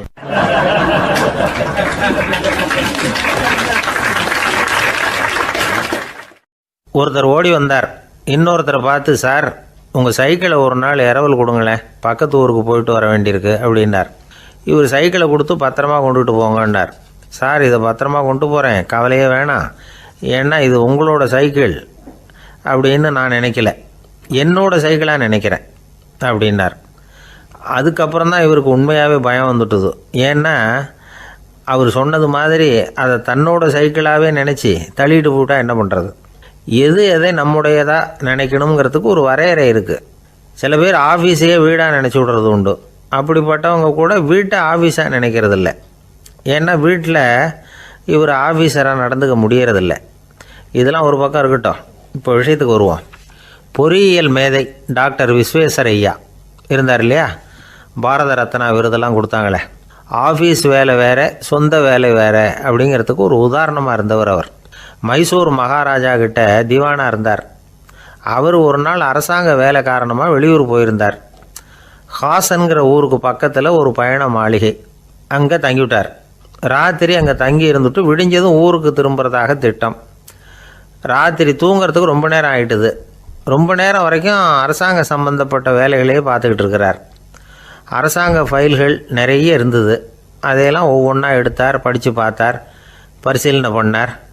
அதில் எழுத வேண்டியதை எழுதினார், கையெழுத்து போட்டார். ஒரு வழியாக அந்த வேலையெல்லாம் முடிஞ்சுது. அதுக்கப்புறம் என்ன பண்ணார்னா, தன்னுடைய சூட்கேஸை திறந்தார். அதிலேருந்து 2 மெழுகுவத்தியை எடுத்து கொளுத்தி வச்சார். அந்த பயண மாளிகையில் அது வரைக்கும் எரிஞ்சிக்கிட்டு இருந்த மின்சார விளக்குகளை அணைச்சுட்டார். அதுக்கு பிறகு அந்த மெழுகுவத்தி வெளிச்சத்தில் சில புத்தகங்களை தொடர்ந்து படிக்க ஆரம்பிச்சிட்டார். அந்த பயண மாளிகையில் பணியாளராக இருந்தவர் இதை பார்த்துட்டு ஓடி வந்தார். மறுபடியும் மின் விளக்கு போடுறதுக்காக போனார். விஸ்வேஸ்வரய்யா அதை பார்த்துட்டு போட வேணாம்ட்டாராம். இது வரைக்கும் நான் அரசாங்க அலுவல்களை கவனிச்சிக்கிட்டு இருந்தேன், அதனால் மின் விளக்குகள் அப்போ எரிஞ்சதில் தப்பு இல்லை. இப்போ நான் புத்தகம் படிச்சுக்கிட்டு இருக்கேன், இது என்னுடைய சொந்த வேலை. இங்கே இருக்கிற மின் விளக்கு அதுக்காக ஏன் எரியணும் அப்படின்னு கேட்டாராம். இப்போ இருக்கிற சில அரசு பணியாளர்கள்கிட்ட இந்த சம்பவத்தை பேச்சோட பேச்சாக சொல்லி பார்த்தேன். அவங்களால இதை ஜீரணிக்கவே முடியல. நேர்மை தேவை தான் சார், அதுக்காக அவ்வளவு தூரத்துக்கு அது தேவையா அப்படிங்கிறாங்க. விஸ்வேஸ்வரய்யா அப்படி பண்ணினது தான் ஒரு நேர்மையாளர் அப்படின்னு இந்த உலகத்துக்கு நிரூபிக்கணுங்கிறதுக்காக இல்லை. தான் அப்படி நடந்து காட்டினா தன்னை சுற்றி இருக்கிறவங்களும் அதை கேள்விப்படுறவங்களும் முடிஞ்ச அளவுக்கு பொது வாழ்க்கையில், அரசு பணியில் நேர்மையை கடைபிடிக்க முயற்சி பண்ணலாமே அப்படிங்கிறதுக்காகத்தான். இப்போவும் சில பேர் இருக்கிறாங்க, இவங்க ஆஃபீஸ் வேறு வீடு வேறேன்னு நினைக்கிறதில்ல, அவ்வளோ உரிமை. ஒருத்தர் அப்படி தான், அவருக்கு அவசரமாக 5000 ரூபா தேவைப்பட்டது. ஆஃபீஸு பணத்தை எடுத்துக்கிட்டார். அந்த நேரம் பார்த்து ஆடிட் வந்துட்டுது. ஆப்பிட்டுக்கிட்டார். விசாரணை நடக்குது. அவர் சொல்கிறார், சார் நான் நேரம் காலம் பார்க்காம ஆஃபீஸில் வேலை செய்வேன், ஏன்னா அதை என்னோடய ஆஃபீஸாக நினைக்கிறேன். அவசரத்துக்கு அந்த பணத்தை எடுத்தேன், மறுபடியும் வச்சுடலாம்னு தான் இருந்தேன், அதுக்குள்ளே இப்படி ஆகிட்டுது. நீங்கள் என்ன நினச்சாலும் சரி, நான் ஆஃபீஸ் வேறு வீடு வேறு அப்படின்னு நினைக்கிறதில்ல, அது என்னோடய சுபாவம் அப்படின்னார். விசாரணை பண்ணவர் தீர்ப்பு வழங்கினார். உங்கள் சுபாவத்துக்கு மதிப்பு கொடுத்து நானும் தீர்ப்பு வழங்குறேன். நீங்கள் கொஞ்ச நாள் ஜெயிலில் இருந்துட்டு வாங்க, அது உங்களுக்கு கஷ்டமாக இருக்காதுன்னு நினைக்கிறேன். ஏன்னா அங்கே போனாலும் நீங்கள் உங்கள் சுபாவப்படி வீடு வேற ஜெயில் வேறன்னு நினைக்க மாட்டீங்க அப்படின்னாராம்.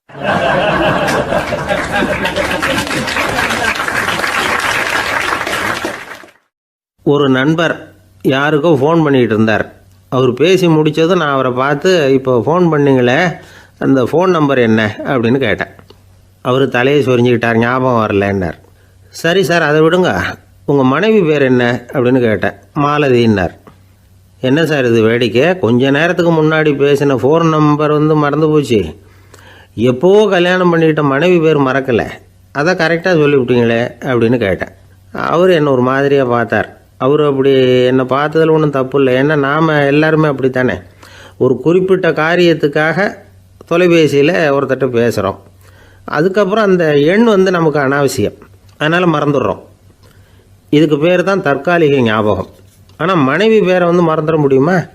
முடியாது. அது அவசியமான ஒன்று. அடிக்கடி அந்த பேரை உபயோகப்படுத்துகிறோம், அதனாலேயும் அது முக்கியங்கிறதுனாலேயும் அதை மறக்கிறதில்ல. இதுக்கு பேர் நிரந்தர ஞாபகம். சரி, இந்த தற்காலிக ஞாபகம், நிரந்தர ஞாபகம், இது 2 ஞாபக அளவுகளையும் கட்டுப்படுத்துறது எது அப்படின்னா மூளைக்குள்ளே நடக்கிற மின்சார நடவடிக்கைகள் தான். தற்காலிக ஞாபகம் ஒரு மின்னல் மாதிரி தோன்றி மறையுது. நிரந்தர ஞாபகம் ஒரு படிவம் போல் மூளையில் படிஞ்சுடுது. ஒரு சம்பவத்தின் பல பிரதிகள் மூளையில் பல்வேறு பகுதிகளிலேயும் படிகிறதுனால ஒன்று மறைஞ்சாலும் மறந்தாலும் இன்னொன்று மறையறதில்லை. இப்படிப்பட்ட நிலைமையில தான் இந்த தொண்டையில் இருக்கு, வாயில் வரமாட்டேங்குது சார் அப்படிமா. ஒருத்தருக்கு எந்த துறையில் ஆர்வமும் ஈடுபாடும் அதிகமோ அது சம்பந்தமான ஞாபக சக்தி அதிகமாக இருக்கும். தொழிலை விரும்புகிற ஒரு டெலிஃபோன் ஆப்ரேட்டருக்கு எண்கள்லாம் நல்ல ஞாபகம் இருக்கும். அது மாதிரி கவிஞர்களுக்கு வார்த்தைகள் நல்ல ஞாபகத்தில் இருக்கும். இது ஒரு பக்கம் இருந்தாலும் ஒரு மூளை எண்களை விட எழுத்துக்களை விட படங்களை ரொம்ப சுலபமாக ஞாபகத்தில் வச்சுக்குது. புரிஞ்சுக்கிற தன்மை, அனுபவம், புத்தி கூர்மை இது கூடி குறையிறத பொறுத்து ஞாபக சக்தியும் ஏறும் இறங்கும். இப்போ உதாரணத்துக்கு ஒரு பையனுக்கு படித்தது எதுவும் ஞாபகத்தில் இல்லைன்னா அவன் அதை சரியாக புரிஞ்சுக்கலைன்னு அர்த்தம். இந்த மறதிங்கிறது எந்த சமயத்தில் ஒரு பிரச்சனை ஆகுது தெரியுமா? உங்களுக்கு வேண்டியப்பட்ட ஒருத்தரை ஞாயிற்றுக்கிழமை சாயந்தரம் சரியாக 5 மணிக்கு கடற்கரைக்கு வர சொல்லிவிட்டு அந்த நேரத்தை மறந்துவிட்டா அது பரவாயில்ல, வர சொன்னதையே மறந்துவிட்டா தான் நிலைமை மோசம்னு அர்த்தம். இப்படி இருந்தால் இது சிகிச்சை எடுத்துக்க வேண்டிய நிலைமைங்கிறத புரிஞ்சுக்கணும். ஆமாம், இதுக்கும் மருந்து இருக்குது. ஆனால் மூளை குறிப்பிட்ட அளவுக்கும் கீழே இயங்குறப்போவோ இன்னொன்று சொல்லுவாங்க, இந்த நியூரோ டிரான்ஸ்மிட்டர் அப்படின்னு சொல்லுவாங்க. அப்படிங்கிற மூளை ரசாயனம் ரொம்பவும் குறைஞ்சி போகிறப்போ மட்டும்தான் உபயோகப்படும். டாக்டர் என்ன சொல்கிறாங்க தெரியுமா? மூளையை பொறுத்த வரைக்கும் அதில் ஞாபக சக்தி அதிகமாக உள்ள மூளை, மறதி உள்ள மூளை அப்படின்னு ஒன்றும் கிடையாது அப்படிங்கிறாங்க. நினைவு வச்சுக்கிறதுக்கு பயிற்சி அளிக்கப்பட்ட மூளை, பயிற்சியற்ற மூளை அப்படின்னு வேணும்னா சொல்லலாம் அப்படின்னு சொல்கிறாங்க. அதனால் நம்ம ஞாபக சக்திங்கிறது நம்மக்கிட்ட இருக்கிற பயிற்சி, முயற்சி இதை பொறுத்து தான் அமையும். ஒருத்தர் ஒரு பென்சிலை எங்கேயோ வச்சுக்கிட்டு தேடிக்கிட்டு இருந்தார். அப்புறம் என்னமோ தீவிரமாக யோசனை பண்ணி அதை ஞாபகப்படுத்தி பார்த்துக்கிட்டு இருந்தாராம். எதிரில் உட்காந்துருந்தவர் சொன்னார், பென்சிலை தானே தேடிக்கிட்டு இருக்கீங்க, அது உங்கள் வலது காதில் இருக்குது சார் அப்படின்னாராம் அவர். இதுக்கு அவர் சொல்லியிருக்காரு, பென்சிலை வலது காதில் தான் வச்சுருக்கேங்கிறது எனக்கு நல்லா ஞாபகம் இருக்குது, ஆனால் எது வலது காதுங்கிறது தான் மறந்து போச்சு அப்படின்னாராம். அவர் அதை தான் யோசிச்சுட்டு இருந்திருக்கிறார்.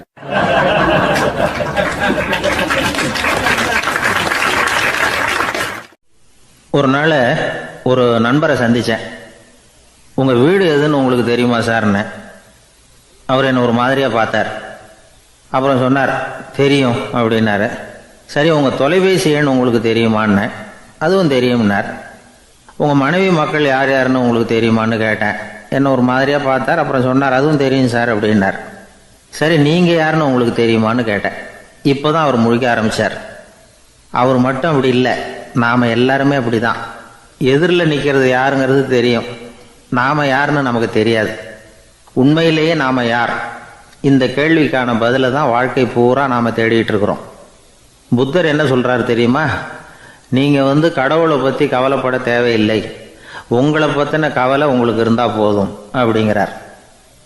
நான் யார், எனக்கு ஏன் இந்த கவலை அப்படின்னு உங்களை நீங்களே கேட்டுக்குங்க அப்படிங்கிறார். நாம் ஏன் கடவுளை படைத்தோம்? அது ஒரு நழுவல் முயற்சியாம். அதாவது தன்னிடமிருந்து தானே தப்பிக்கிற ஒரு முயற்சியாம். இப்படி தான் அதை சொல்கிறாங்க அறிஞர்கள்லாம். மக்கள் பொய்யான பிரச்சனைகளில் ஆர்வமாக இருக்கிறாங்க, அதுக்கு தீர்வு காணவும் முயற்சி பண்ணுறாங்க. கடவுளை பற்றி விவாதிக்க எல்லாருக்கும் விருப்பம், தன்னுடைய சுயம் பற்றிய பிரஜையே இருக்கிறதில்ல.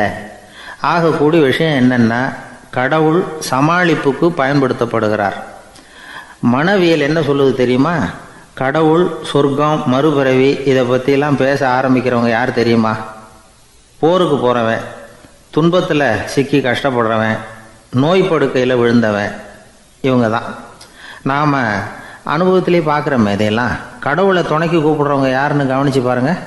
பரீட்சை எழுத போகிறவன், வேலை தேடி அலையிறவன், பண நெருக்கடியில் இருக்கிறவன், விபத்தில் சிக்கிக்கிட்டவன், இவங்கெல்லாம் தான். தேர்வில் வெற்றி பெற்றதும் அவரை துணைக்கு கூப்பிடுறதில்ல, வேலை கிடைச்சதும் அவர் துணை தேவைப்படுறதில்ல. ஏன் இப்படி? கொஞ்சம் யோசனை பண்ணி பாருங்கள். துன்பம் வருகிற போது அந்த துன்பத்தை தவிர்க்க வேண்டிய நிலையில் அதிலிருந்து நழுவி போகிறதுக்காக பிரார்த்தனை தேவைப்படுது. எல்லாம் நல்லபடியாக நடக்கிறப்போ பிரார்த்தனை செய்கிறதில்ல. புத்தருடைய வழி என்ன தெரியுமா? அந்த வழியில் கடவுளும் கிடையாது, பிரார்த்தனையும் கிடையாது. புத்தர் செய்தது இதைத்தான். அதாவது கடவுள்கிட்ட இருந்து மனிதனையும், மனிதன்கிட்ட இருந்து கடவுளையும் அவர் விடுவித்தார். புத்த மதம் என்ன சொல்லுது தெரியுமா? கடவுள் பிரச்சனை அல்ல, மனிதன்தான் உண்மையான பிரச்சனை அப்படின்னு சொல்லுது. உங்களை நீங்கள் நல்லா தெரிஞ்சுக்கிட்டா போதும், நீங்களே கடவுள் ஆகிடுவீங்க அப்படிங்கிறது தான் புத்த மதம். அதனால் நமக்கு தேவை உள்முக பயணம். நான் யார் அப்படிங்கிற கேள்வியோட உள்ளே போகணும். அங்கே போனால் தான் தெரியும் நான் அப்படின்னு அங்கே யாருமே இல்லைங்கிறது. இதெல்லாம் புத்தர் சொல்லுகிற ஒரு தத்துவம். தத்துவம்னு சொன்னாவே நமக்கெல்லாம் அதை புரிஞ்சுக்கிறது கஷ்டம்தான். நம்ம பொறுத்த வரைக்கும் தத்துவங்கிறதுல 2 வகை உண்டு. ஒன்று தத்துவம், இன்னொன்று மகா தத்துவம். தத்துவம்னா என்ன தெரியுமா? கேட்குறவங்களுக்கு புரியக்கூடாது, அதுதான் தத்துவம். மகா தத்துவம் என்னன்னா சொல்கிறவங்களுக்கும் புரியக்கூடாது. அந்த வகையில் பார்த்தா இன்று ஒரு தகவலும் ஒரு மகா தத்துவம் தான்.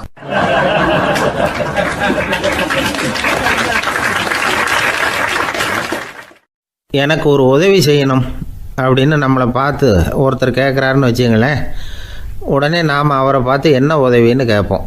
இதுதான் சராசரி மனிதர்களின் இயல்பு.